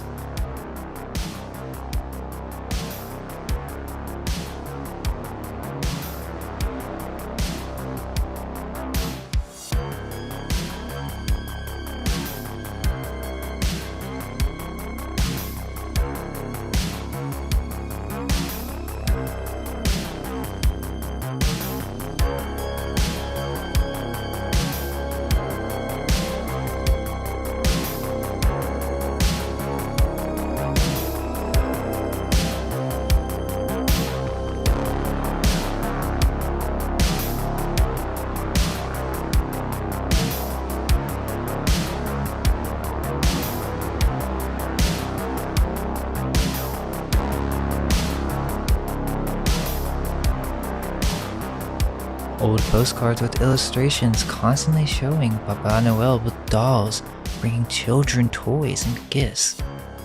But as you keep looking at these, you start to see a trend. Many of these dolls have the red hats, or these children are given red hats. They are the jokers of folly, jesters, or perhaps this is Pinocchio. Some of these depictions show these dolls or early toy humans with life, as if they're tiny children or tiny humans. But then there are other depictions of these dolls being dropped through the chimney. And if we consider the reset population postcards of the Cabbage Patch Kids from the same era, is it possible that one of these gifts could have been babies? Here, we see a depiction of Papa Noel importing children. They literally call him Daddy Christmas. He also travels in a blimp, which in many depictions, you'll see the same strange lifeless dolls that he brings that seems to be referencing something else. Even one of them is a wrapped baby. You can see him traveling with Christkind, which is also the angel that we put on top of the tree, representing Jesus in Christmas. But it gets even stranger because specifically with the French Santa Claus, or Père Noël, he's followed by another character similar to Krampus and Swarthy Pete, Le Père Fouettard, who is a sinister figure dressed in black who spanks children who have been misbehaved. The first story of Père Fouettard was first told in 1252. Remember the 3 children in the butcher story? Well, this is an alternative version of the story with a different date. Apparently, it wasn't a butcher, it was an innkeeper who captures these 3 wealthy boys on their way to a religious boarding school. He kills the children, cuts them into pieces, and then stews them in a barrel. Now, Saint Nicholas, or Père Noël, found out about this in this version of the story. After he resurrects the 3 children, the butcher who killed the children is Père Fouettard, who literally was forced by Saint Nicholas to become his assistant as punishment for his crimes. Another story states that during the Siege of Metz, a city in eastern France, in 1552, an effigy of King Charles V was burned and dragged through the city. Meanwhile, an association of tanners created a grotesque character, also a tanner, armed with a whip and bound in chains, who punished children. After Metz was liberated, the charred effigy of Charles V and the character created by the tanners somehow assimilated into what is known as Père Fouettard. Events surrounding the city's liberation and the burning of the effigy coincided with the passage of Saint Nicholas. Hence, Père Fouettard became his bad cop counterpart.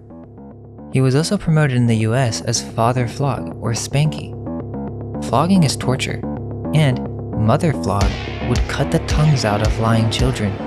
Père Fouettard is a man with a sinister face with a long beard, armed with a whip, large stick, or bundle of witches.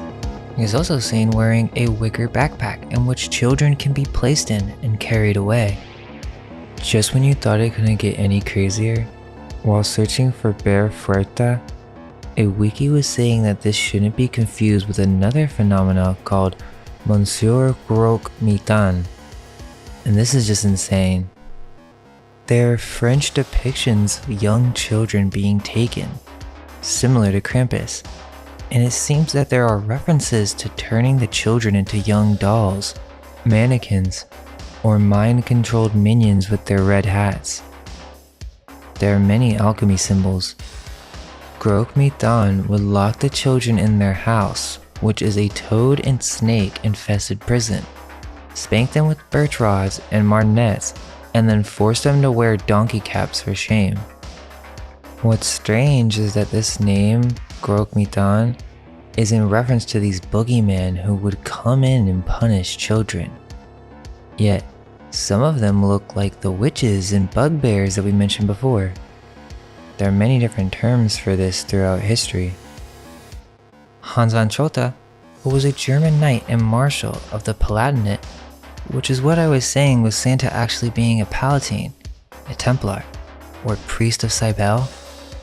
It would seem that most of these tales stem from around the Dark Age period, or early 1500s. In the Alsace region of France, Hans Trapp is the worst story of them all, yet not as well known as Père Fouettard. In the 15th century, there was no border between France and Germany at Wissembourg, which was part of the Holy Roman Empire. Hans Trapp, Hans Trott, or Hans von Trotta, whose coat of arms is the raven and red fox, was the German knight and marshal over this Palatinate or owned corporation of the Vatican. When he was given the title of Chevalier d'Ordre, he was enfiefed 2 castles from the Holy Emperor. So he was given ownership or property for his services, and the castles were part of his payment. The abbot of Wissembourg, the former owner of the site, protested that things had not been done correctly. He denounced the existence of the irregularities in the acquisition of Berwartstein Castle. In fact, when the monks learned that the castle had been given to an ambitious foreigner, they appealed to the elector in Heidelberg. The latter decided in favor of Hans von Trotta. So basically, a foreigner comes in and is just given this property. The previous owner is upset because he's being sued over irregularities in the building. Possibly it's already damaged. But even with all that, Von Trotta wins the case and he's still mad at these monks and then gets revenge on them. So what he does is he builds this artificial dam to reroute the water, eventually actually flooding the city and causing great economic damage. The monks protested, and so the abbot appealed several times to the Holy Roman Emperor, but nothing was done. He pleaded to Pope Innocent VIII and later found favor with Pope Alexander VI. They call Hans von Trotta to appear in the court, and in return, he wrote back saying that he refused to go, but that he was loyal to the church. He also threw a few insults at the Pope, accusing him of immorality. And so, he was banished from society. Now that's the historical side. The legends, however, share even more details. It is said that he was a bloodthirsty brute, power-hungry and violent, his sole purpose to terrorize the population by looting travelers and peasants. It is said that he gained his power and strength by making a pact with the devil. He is the original boogeyman, and was eventually said to have been punished by God by being turned into a scarecrow for the crime of eating the flesh of a young shepherd.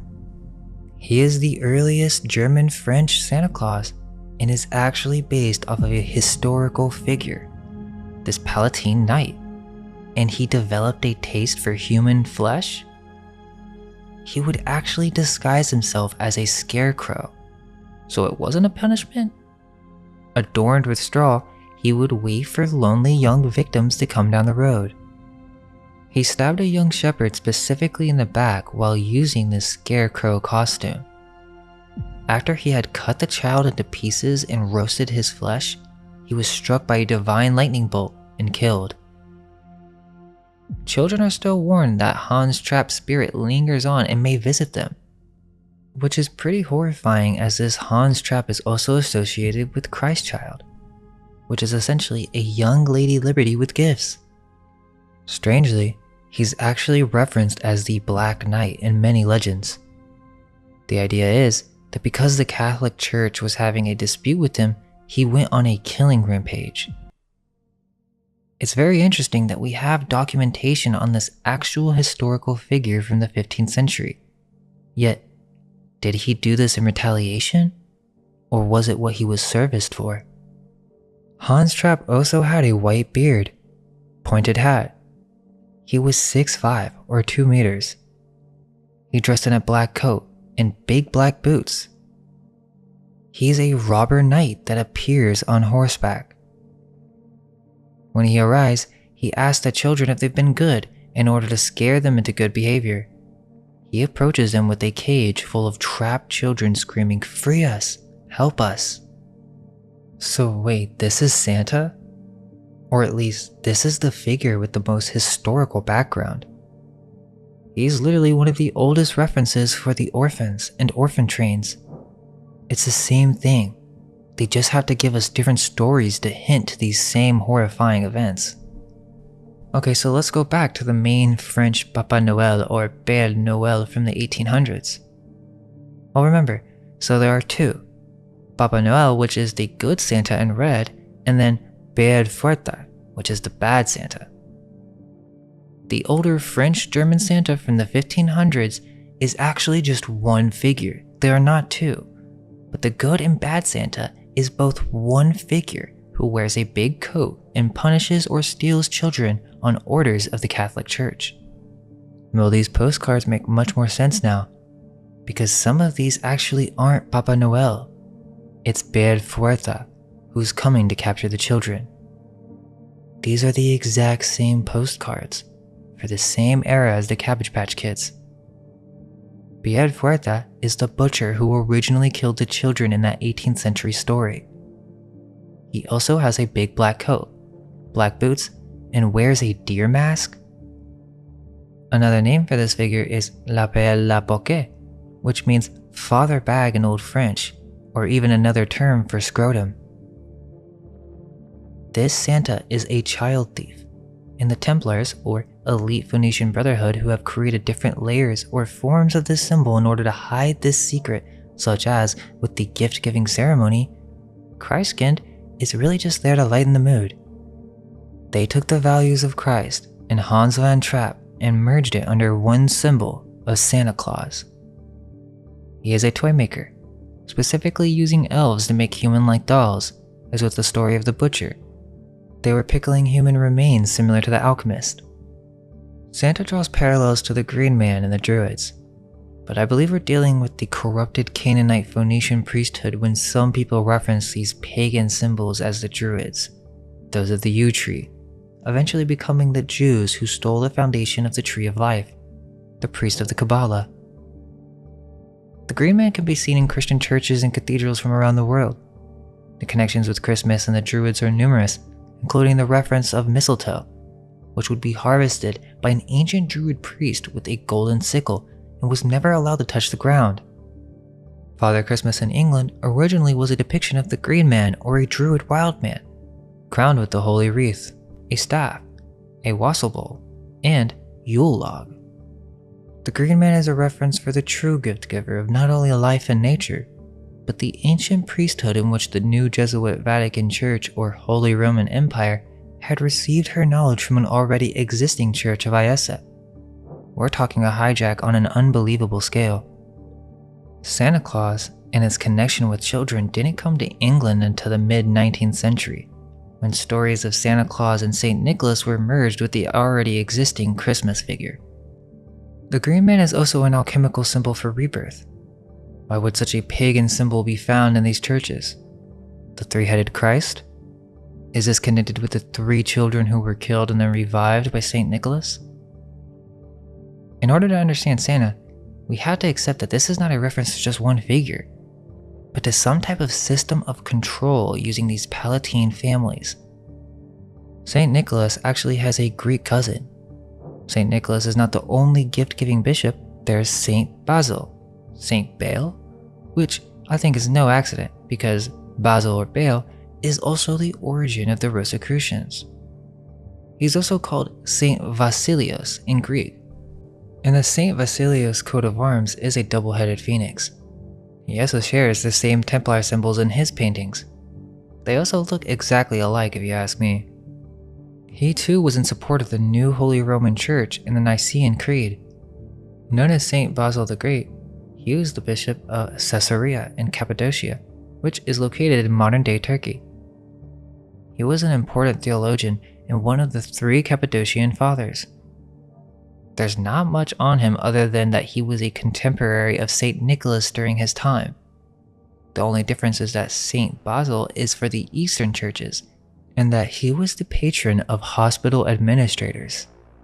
In Romania, Moș Crăciun is a version of Santa who originated from legends of a shape-shifting demonic shepherd who refuses to receive the Virgin Mary to give birth in his stable. The wife of Crăciuna, Crăciuna or Crăciunisa, in the study of Pericles Papa Hagi, secretly receives and inherits Jesus, for which Crăciuna cuts off her hands, but then the Virgin Mary glues them back together? So we're back to the story of Befana in the nativity scene. This time, Santa Claus is there and doesn't want to help with the birth of Jesus, and actually cuts the hands of his wife off because she did this behind his back, which would make her 3 separate pieces and then glued back together. There's another witch-like Christmas figure that we didn't mention, Grilla from Icelandic legend, who is an ogre, troll, monster, or giantess typically associated with Christmas. She was mentioned as a giantess in the Prose Edda, but wasn't associated with Christmas until the 17th century.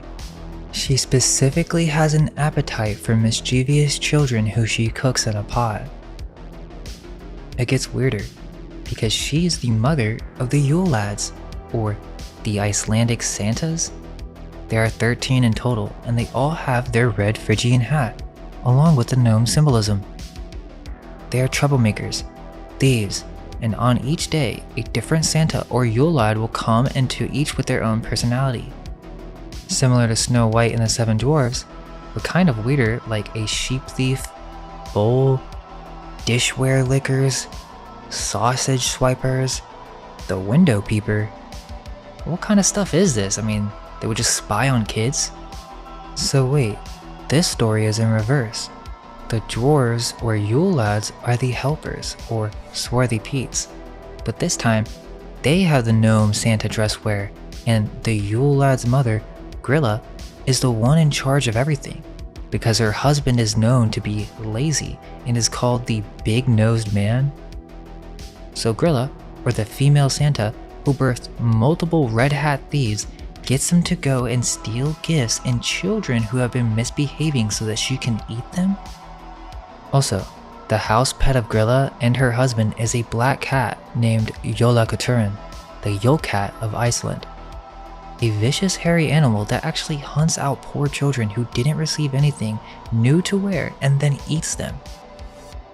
They still make these Christmas cats out of light in honor of this legend. So, another witch? Or Templar?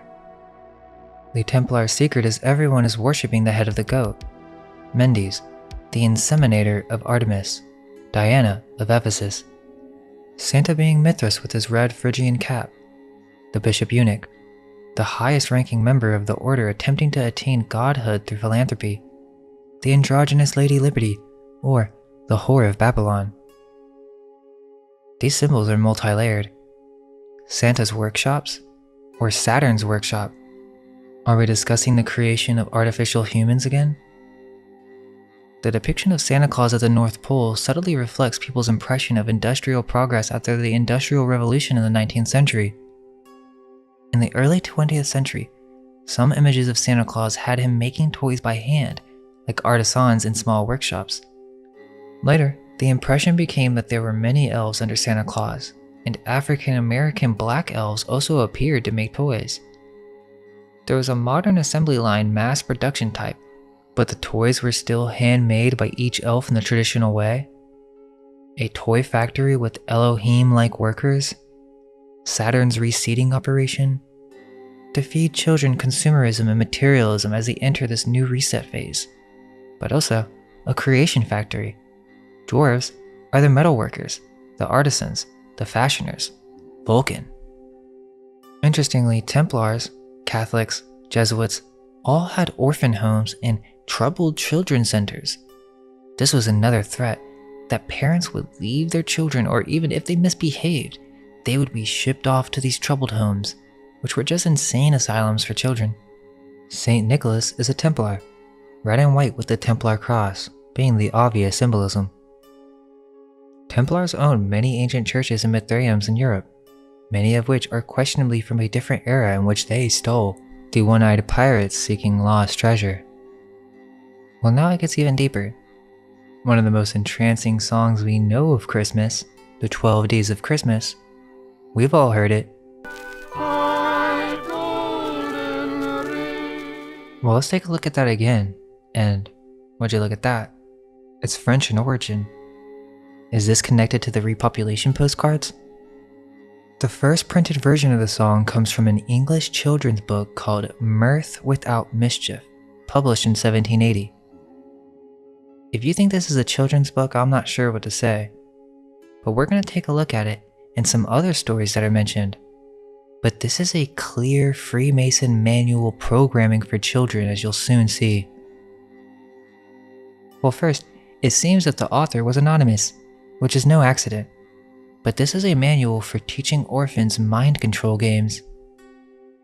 In terms of the creator, all we really have is the front piece, which is a very strange occult looking illustration.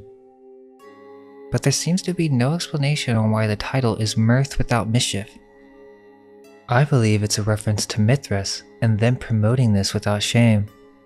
We will also see some strange formations of letters using children. The origin of the YMCA? The first story is the Carol of the 12 Days of Christmas. The first day is the partridge, which is also an aphrodisiac. The pear being a male fertility symbol, which represents Jesus or the new sun. It's also represented as the alchemical peacock instead of a partridge in older versions. There's a Scottish version that gives an Arabian baboon. Then the second day, the doves, the lovers, Venus, the androgynous human, the formation of the Trinity. These engravings are very telling. Under this, we see a man with a pipe or trumpet, a group of orphans, and a small child playing with an excited dog. Then what's on the third day? 3 French hens getting ready for the hatcheries? 4 calling birds, or actually collie birds, which means blackbirds or ravens, the first order of the Mithraic cult. 5 golden rings, alchemical transmutation. From this point on, we start having an action sequence.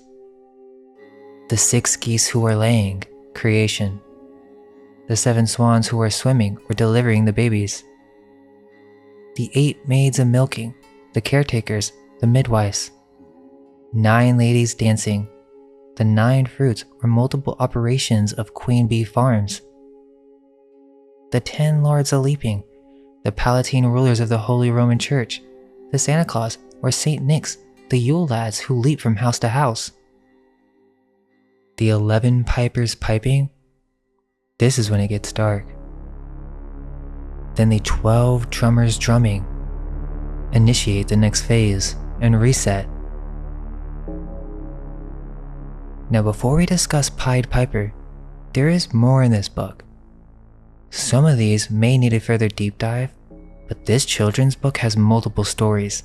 It's not just the famous Christmas Carol, but there's also this very weird game called the Gaping Wide Mouth Waddling Frog, which was supposed to be an entertaining game or something. All it is a list of questions and commands that the children would repeat. There are multiple Christmas themes in this book. Chained to a log, Phrygian hats, but it seems to be some weird game or reference to a frog that has been distorted by blowing air into it and leaving with a gaping mouth. So they were teaching animal abuse to kids. You would repeat the question and answer as the lyrics continue. The next person would have to repeat the next line and all that was said before, and if you failed, you had to kiss the other person or cry. It's not really detailed, but it's a weird memory and forfeit game. So if you messed up, you actually had to give things away, which doesn't really make sense how the children are giving up sweetmeats. They have another game in this book called Love and Hatred, where you have to name a bunch of facts about a city or something you love, but specifically a person you loved and a person you hated, and you would pick a letter and then start from there and play these mental repetition games. Again, these are mind orphan games given to children. There was no real entertainment for them in these orphanages, so they would just do stuff like this, but he's giving examples in the book, and in these illustrations you start to realize that the author is hinting towards secret meanings behind these supposed figures he's using as examples. We see a man fishing, bull baiting, and throwing animals around. Seems to me like this is the way that the orphans can say their different masters who they hated or loved, and then they had to recall certain facts of the city depending on what they've been told. Miss Davis, who I love with a D, is diligent, but hate because is a dunce. I'll take him to Dover to the sign of the dragon and treat him with a duck. Again, Phrygian hat riding a horse. Even a blindfolded ritual. These are all occult, even Lady Liberty as the hanged man. Then, some of the examples include masters or bishops. Surprisingly, they have a Phoenician Astarte in these engravings, and even the depiction right under it is a man defecating while smoking a pipe in front of what seems to be pods. We do see the Statue of Liberty and Artemis in this mind game for children, but even pirates hijacking lighthouses, masked carnival and rituals, literal Rosicrucian symbols. And remember, this is the first printed recorded source for the 12 Days of Christmas song.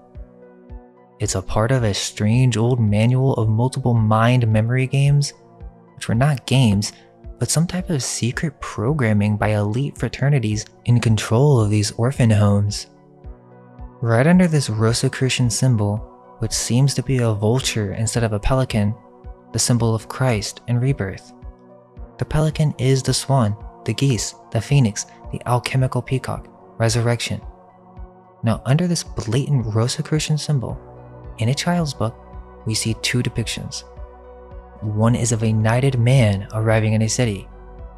Then right under this, we see Santa, the Statue of Liberty, the Shriner, the pirate. After finishing off with the Joker carrying a torch, there's a new section in the book that teaches the art of talking with fingers. Now, of course, skeptics will say, well, this is just teaching kids sign language. Well, is it? Why is this included in the same book as these other weird stories and Christmas carols? Why is the title page Lady Liberty in a Phrygian hat shushing as to keep this a secret?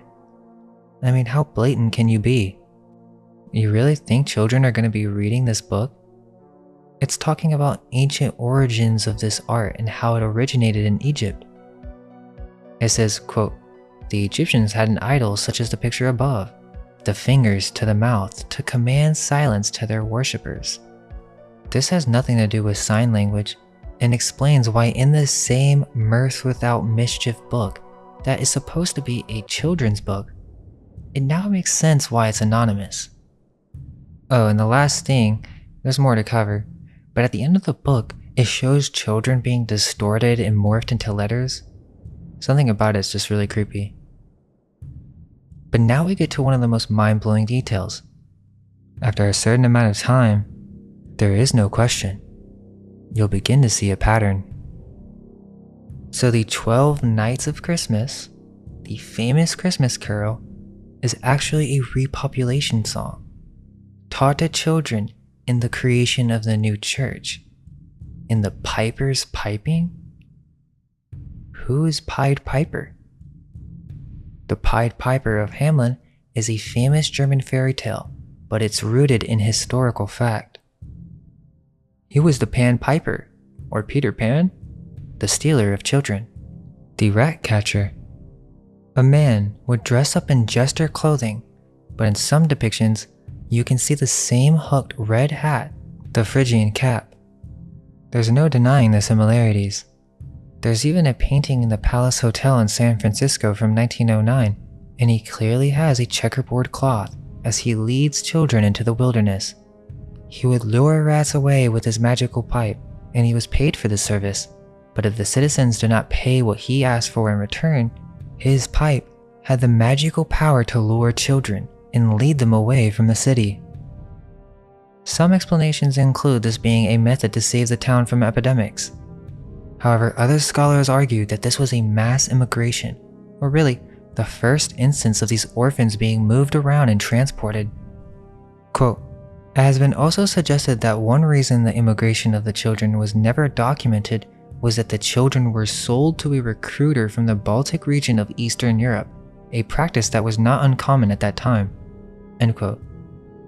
Emily Gerard reports in The Land Beyond the Frost, an element of the folktale, that, quote, "Popular tradition has averred the Germans who about that time made their appearance in Transylvania to be no other than the lost children of Hamelin, who, having performed their long journey by subterranean passages, reissued to the light of day through the opening of a cavern known as the Almischer Hole in the northeast of Transylvania." Among the various interpretations, reference to the colonization of East Europe starting from Low Germany is the most plausible one. The children of Hamelin would have been in those days citizens willing to emigrate, being recruited by landowners to settle in Moravia, East Prussia, Pomerania, or in the Teutonic land. Just a brief note before we continue. This author and other mainstream explanations will use this word, emigration, several times because that's what they want you to believe, that they left their country of their own will. Historian Ursula Sauter, citing the work of linguist Jörgen Yodolf, quote, "After the defeat of the Danes at the Battle of Bornhoved in 1227, explains Yodolf, the region south of the Baltic Sea, which was then inhabited by Slavs, became available for colonization by the Germans. The bishop and dukes of Pomerania, Brandenburg, Uckermark, and Prignitz sent out glib locators, medieval recruitment officers, offering rich rewards to those who were willing to move to the new lands. Thousands of young adults from Lower Saxony and Westphalia headed east, and as evidenced, about a dozen Westphalian place names show up in this area. Indeed, there are 5 villages called Hindenburg running in a straight line from Westphalia to Pomerania, as well as 3 Eastern Spiegelbergs in a trail of etymology from Beveringen, south of Hamelin, and Beveringen, northwest of Berlin, to Beringen in modern Poland." End quote. Udolf favors the hypothesis that the Hamelin youths wound up in what is now Poland. Genealogist Dick Eastman cited Udolf's research on Hamelin's surname that have shown up in Polish phone books. Linguistics professor Jürgen Udolf says that 130 children did vanish on a June day in the year 1284 from the German village of Hamelin. Udolf entered all the known family names in the village at that time and then started searching for matches everywhere. He found the same surnames occur with amazing frequency in the regions of Prignitz and Uckermark, both north of Berlin. He also found the same surnames in the former Pomeranian region, which is now part of Poland. Now, like I said, these scholars have their own explanations and conclusions for this. They say it's mass emigration, or that they were trying to give these kids jobs, or that children actually means the entire city. The amount of excuses is ridiculous, but we do know that this event happened. This is a process in which orphans were stolen, and a leading knight, dressed in bright colors, would take charge over a preceding land and assist in relocating certain children. The story of Christmas is the story of Pied Piper, the flute-playing hybrid goat god Pan, or Mendes the Ram, Baphomet, the Templars' reset, polarity with divide and conquer, the blur between good and evil, the stolen children on the night of Yule. Santa is the god of the witches, the god of the Templars, the god of the Masons, a multifaceted symbol representing both Lucifer and Saturn, a sexual symbol of rebirth that involves rites with young participants. The Phrygian cap is the hooked sword, the degree of Perseus, the sickle, but also the crescent moon. The Pied Piper is Peter Pan, leading the children to Netherland. And who does he have to watch out for? Captain Hook, the red hat, red coat, the sickle of Saturn, Jolly Roger flags, teraphims, skull and bones, secret societies. Is it all a conspiracy?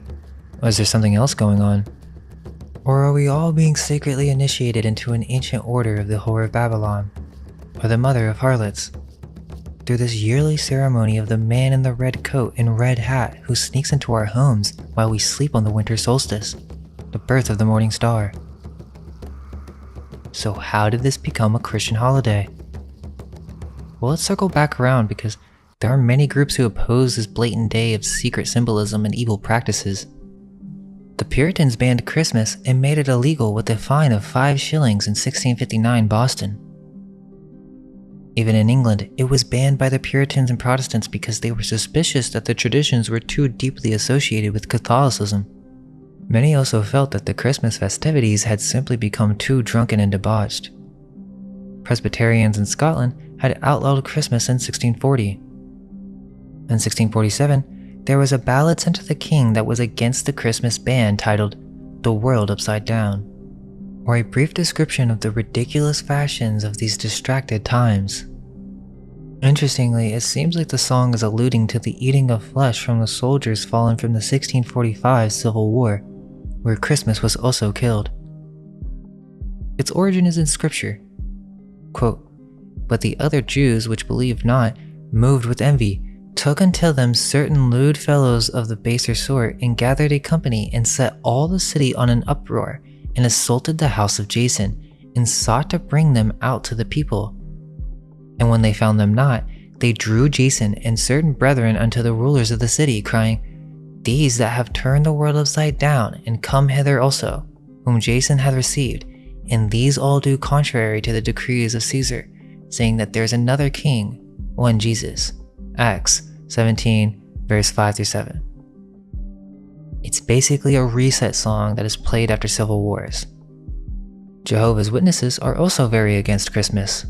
Quote, "Jesus commanded that we commemorate his death, not his birth." Luke 22, verse 19-20. There's no proof that Jesus was born on December 25th. The birthday is not recorded in the Bible. And Jehovah's Witnesses also believe that God does not approve of Christmas because it is based on pagan customs and rites, which is correct as we've learned with the celebration of Yule or the Black Goat. Although the Jehovah's Witnesses have their own problems and cult-like tendencies, they do have a point. Most Christians will just say that they don't celebrate Christmas because they don't believe in Jesus. But that's not true. They just don't believe these events honor Jesus in any way and are actually pagan in origin, including Valentine's Day, Mother's Day, Easter, Halloween, and yes, even the birthdays. They are all astrotheological occult rituals that we participate in yearly. Which is correct. Santa is Saturn on the winter solstice, the Black Goat, the Black Sun, and his elves, El or Elohim, are the other planets, his minions from an esoteric and astrological context. It's all just secret Saturn worship. Yahweh or Baal, which Jehovah is just a Latinized version of Yahweh or the Demiurge, which also has its similarity to DMT, jesters, and clowns, the Nephilim, who can unzip reality and reveal the realm of machine elves. We didn't mention the worship of the mushroom, which deserves its own video, but knowing that Santa Claus is a Vatican Knight is good enough, as there are many secret symbols to cover when it comes to the different occult rites of the New Roman Church.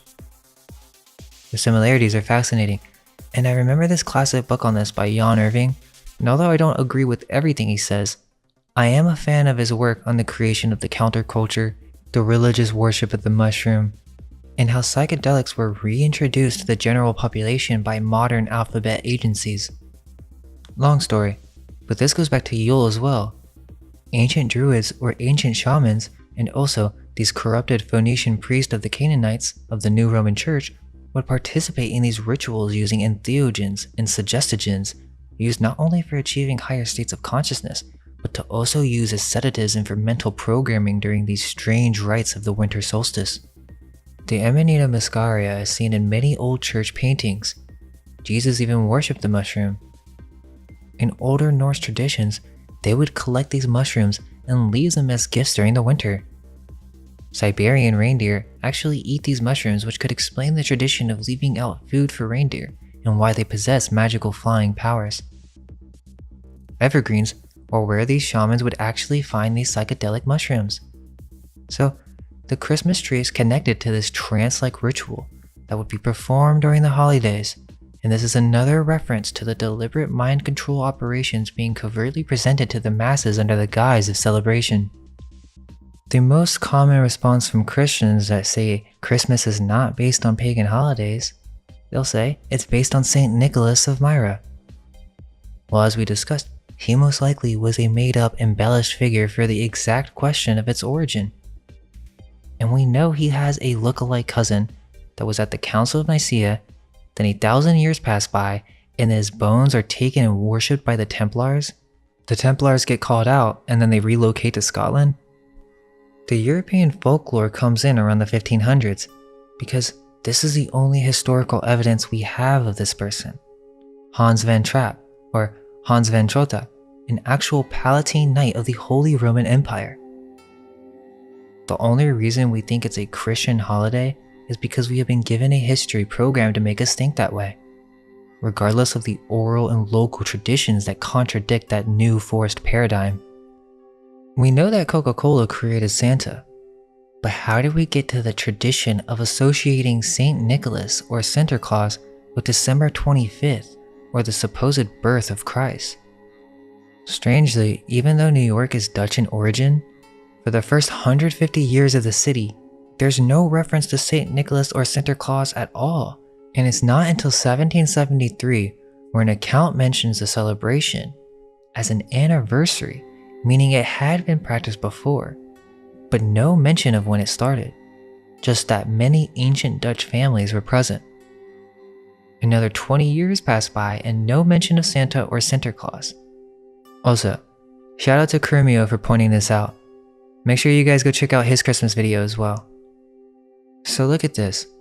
20 years later in 1793, a John Pintard, a businessman and descendant of a French Huguenot family who had arrived in New York in 1690.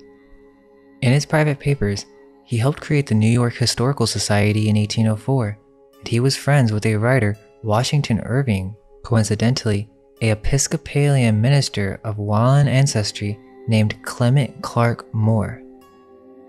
In January 1808, Manhattanite Washington Irving wrote in his literary magazine Salamungande that, quote, the noted St. Nicholas, vulgarly called Santa Claus, of all the saints in the calendar, the most venerated by true Hollanders and their unsophisticated descendants. This may have given him the idea to expand on this story, and he did so in his satirical History of New York, which was published on St. Nicholas Day, December 6, 1809. In the book, Irving proclaimed that St. Nicholas was New Amsterdam's patron saint and that a jolly old Dutchman nicknamed Santa Claus, who parked his wagon on rooftops and slid down chimneys with gifts for sleeping children on his feast day. The creation of the Corporation of Christmas was actually created by the Black Dutch, Moorish Huguenot settler Palatine Shriners, who came into New York and assisted in the creation of the new holiday, Christmas, emerging of the Dutch Sinterklaas, celebrated on December 6th, and the celebration of Yule, December 25th, the winter solstice. Pintard is responsible for hiring and creating the illustrations of the stern St. Nicholas. They designed him specifically to look like the modern Santa. In 1823, Clement Clark Moore published an account of a visit from St. Nicholas, commonly known as "'Twas the Night Before Christmas." He intentionally shifted the arrival of Santa Claus from the evening before St. Nicholas Day, which few New Yorkers celebrated, to Christmas Eve in hopes of creating a family holiday. Of course, as everyone knows, 8 tiny reindeer pulled Santa in a sleigh, and Santa gave appropriate presents to children and adults. The poem has remained one of America's most popular poems for almost 2 centuries. Pintard's original image of Santa Claus was considered to be depressing, but as you can see, it's clearly Freemasonic. You have a depiction of St. Nicholas. Remember, this was commissioned by Pintard in 1810-1812, strangely. He is clearly seen to be black with the Templar's cross, holding pine cones, a wand, a dog by his left side, and would you look at that, the beehive behind him? Is this another Diana of Ephesus symbol? We see 2 white children who seem to look like orphans, and below them there's a pot on fire with 2 black soldiers and a cat. So what they decided to do was make this more presentable, or really more commercial. This is when they changed the depiction of St. Nicholas into a large white jolly man. In 1850, Thomas Nast, a German immigrant who had just arrived in New York, created the modern image of Santa Claus based on Pintard's original idea. This was the transition of turning Santa Claus from a saint of the Catholic Church into the modern day Santa that we all know and love. Or maybe I should say used to. Santa is heavily associated with orphans, and even in Elf with Will Ferrell, he accidentally steals a baby from an orphanage and just keeps him and raises him to be a human elf.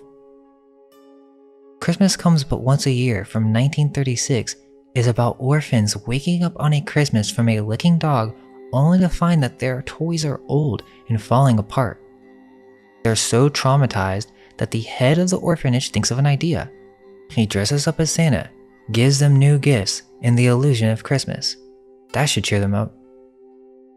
The Polar Express seems to be a reference to orphan trains, taking the children to the North Pole, or Neverland, the night of Yule. The orphan trains are typically thought of as being an American event during the 1850s to 1920s. But these occurred earlier. They just weren't documented, and kept secret through legend and allegory. Operation Pied Piper was a covert military operation on September 1st, 1939, during the Second World War, where they officially relocated 1.5 million people. The name of this event is in reference to the Pied Piper legend of old German heritage. This undeniably connects the orphan trains to not only Pied Piper, but to Santa, as they are the same knight with the Phrygian cap. The numbers of this event are not truly known, over 4 million people were displaced. But what we do know is that Pied Piper came and took the children. But here's a detail they didn't mention on Wiki. They relocated 1.5 million people in just 3 days. The majority were children because the government decided that this would protect the children from threat of war and infectious diseases. 500,000 children were immediately evacuated, as explained in old British newspapers. They were taking the children, and the name of this operation was called Pied Piper. Think about this, this is back in the day before cell phones. How do you manage a system like this forced by the government? Some kids never saw their parents again. This is horrifying. There's this old documentary that talks about how children in their thousands leaving their parents so that they could go to new safe zones for protection under their Catholic teachers. Each of these children were wearing literal gas masks. I do want to shout out another channel that has a video on this. You can find it if you search Orphans of Operation Pied Piper. But other than that, I don't want to say any other key terms, and I'm sure you'll understand why. In the early 1900s, they promoted this event by manipulating the emotion of love, just as I was saying with Christmas. But interestingly, in that documentary, they said that the kids didn't mind at all leaving their parents, that they actually saw it as a holiday, a field trip. Because these kids were so programmed that they're constantly in school, they have no entertainment to the point where they're just repeating memory games, nesh into the fact that they're complicit in Freemasonic rituals. They wanted to leave their parents. That's how programmed these people were. And the parents probably had their own bit of programming, telling them this was the safest thing for their child. They were delivered to multiple European countries, and even Australia, where they were told all sorts of promises of sunshine and rainbows. But where do they end up? Why name a military operation after a fairy tale where children are taken away from their parents by a man in a red hat with a magical flute? It's the exact same story. A city is overrun by rats or disease. Then the Knight, the Templar. There's even an old movie where you can see this blatant symbolism. The magical Pan Piper says, "I can remove all the disease, just pay the fee." Well, after playing a special tone that only rats can hear, they follow him into a cave where they'll never be seen again. He successfully removed the rats, and the disease is gone, so he goes to the mayor for payment, but there's a dispute, and he isn't fully compensated. That same night he returns, and plays a note that only the children can hear, and all but 3 follow him into a cave, which in older legends specifically lead to a subterranean tunnel that leads to different countries. Now the weird thing about this 1950 movie is that as they enter the cave, it actually turns into a candy land with candy canes, showing the symbolic connection with Santa and Christmas. And C.S. Lewis's famous supposedly Christian series of the Chronicles of Narnia, the beginning of the story starts at the exact same time frame, in the 1940s, at the beginning of the war. Their father was sent off for war, and so the children are saying goodbye to their mother and boarding what would seem to be an orphan train. They were to be relocated to live under an unmarried professor in his manor. The orphans, as soon as they arrive, begin to explore the rooms of this grand mansion. Lucy, by no coincidence, is the youngest child who finds the magical wardrobe. So she goes through a dark tunnel, sees a light, and is transported to a land of snow. The first thing we're exposed to is a streetlight or lamp, symbolizing her initiation into a secret order. She walks up to the streetlight and says, "In the middle of the wood?" So this is a reference to Yule and pagan rituals in the woods. Then out of nowhere, where a fawn appears, and this is no accident, as it connects to the ancient symbolism of Pan and to Pied Piper or Pan Piper. It's the same figure, leading children to get lost in the woods, not to mention the erotic Priapus cult, who's also the god of genitals and beekeeping. Lucy meets the fawn, and then they go in for hot tea, and the fawn is literally naked, where in the beginning he was clothed. And even in the background, you can see what looks to be fawn worship symbols. But it's weird, after feeding her tea, you can see he watches to make sure that she starts eating. After a few bites, he explains what he likes about Narnia. He pulls out a flute that's in the shape of a Freemason compass and begins playing a tune as he watches the child slowly fall asleep. Interestingly, in the very next scene, it slowly dissolves into daylight, where now we can see two gnomes with the red Phrygian cap hanging out with female spirits or sirens. Now this is no accident. This directly connects this scene of Pan with Pied Piper. A Pegasus lands and drinks from the water, representing sexuality. Also, Pegasus is a hybrid creature, said to be an alchemical creation, as the scene is depicting a golden age in which Saturn ruled before Narnia was turned into ice. When she wakes up, she even says, "How long have I been asleep?" which seems that she was actually drugged, and that this Pan is still asleep in ecstasy, lost in a mystical vision of symbolism. She says, "Mr. Tumnus, wake up, wake up." He wakes up and immediately starts crying in shame. She demands that he explains, and his words are, "I'm a very bad fawn." Some may think that this is overanalyzing, but are we truly observing this under the right context after everything that's been presented so far? He took service or pay under the White Witch, Lady Liberty? He says it's always winter, never Christmas specifically. The child, confused on who the witch is, still doesn't understand. The Pan or Fawn character then explains that he was paid by the White Witch to be a kidnapper. Quote, "Would you believe that I'm the kind of fawn that would meet a poor innocent human child in the woods, pretend to be friendly with it, then the scene cuts and the child Lucy is very concerned. The fawn continues, and invite it home to my cave, lulling it to sleep, just for the sake of handing it over to the White Witch?" "Oh, I'm sure you wouldn't do anything like that," Lucy replies. He looks at her assuringly. "Yes, you are that child." So hold up, let me get this straight.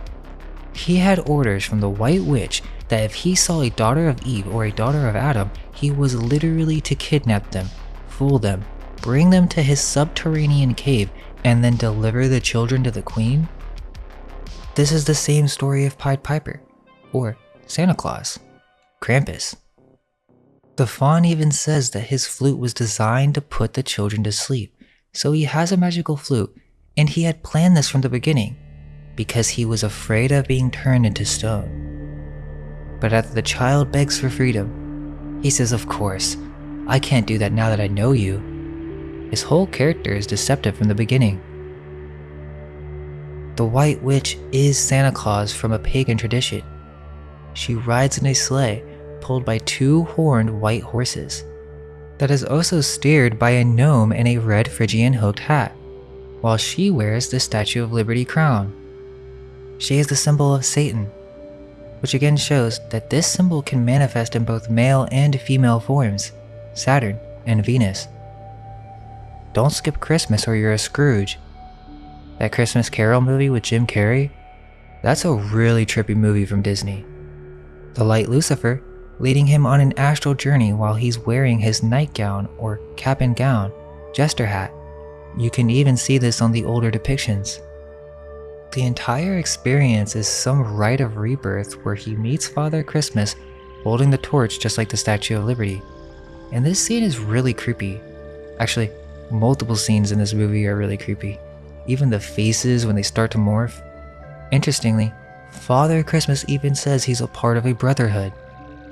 They even show the androgynous symbol with the human sins represented as the ignorance with the male and desire with the women. Charles Dickens, the author behind Christmas Carol, was also the writer behind Oliver Twist, another famous story about orphans. So Christmas is connected with orphans. Also, Charles Dickens has another story that's actually the inspiration for A Christmas Carol. It's called The Story of the Goblins Who Stole a Sexton. Gabriel Grubb, a mean misanthropic sexton or gravedigger, goes to dig a grave on Christmas Eve and beats up a little boy on the way. The work is hard, And when Grub rests to take a drink, he meets the King of Goblins, who accuses him of being a nasty, spiteful fellow. This time, Santa is represented by a green king goblin, where they take this gravekeeper to some fairy court and he goes through some vision of torture. They say that Christmas Carol isn't a Freemasonry reference, and that Dickens was not a Mason, even though there's Freemasons writing articles breaking down the obvious symbolism, and a sextant is a compass as well.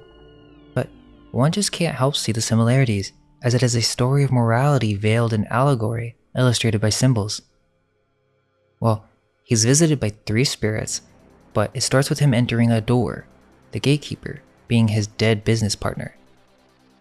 The first visit in older illustrations clearly seems to be Lucifer, the ghost of Christmas past. That's initiation. The second spirit is the ghost of Christmas present, which is the Green Man, the Yule Father, Father Christmas, mixed with the symbolism of Libertas and Baphomet. Again, this Father Christmas or Santa Claus presents 2 spirits, which are of man's. They are depicted as a poor boy and girl. This is the second degree, the passing, analyzing and letting go of the past. The third spirit, the ghost of Christmas to come, which is death. Then, he visits his tombstone, as he almost falls into the pit of hell. The third degree, death, rising from the dead. The ceremony is completed, the hanged man, achieving rebirth, the Trinity, the creation of a new human. I mean, don't get me wrong, I love Christmas, but you guys saw that I was pretty nonchalant about it at the beginning of the video, and although I knew most of this information, after seeing it all presented in the right context and finding new connections, it starts to become blatantly clear that something horribly dark and eerie is being referenced in the story of Christmas, and we teach this to our children. So, if I was to watch this whole thing and ask myself, would I teach my children this holiday and lie to them about this man? I don't really think so. It's a hard situation, again, because most of our culture and communities practice these holidays. I do think that Christians have found a way to alchemize or see the brighter side of this dark history. So, our intention is not to stop the spirit of spending time together or even sending gifts, but more so, to spread curiosity on the origins of some of the most fundamental aspects of our society and mental programming, such as Santa Claus and Christmas.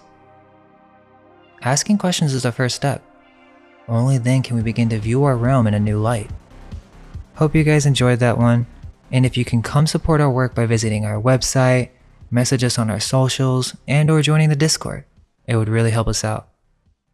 We hope you all have an amazing new year, and may Christmas be unveiled. Let go of everything you think to be true. Relax the mind and ask the question, do I truly understand what this reality is?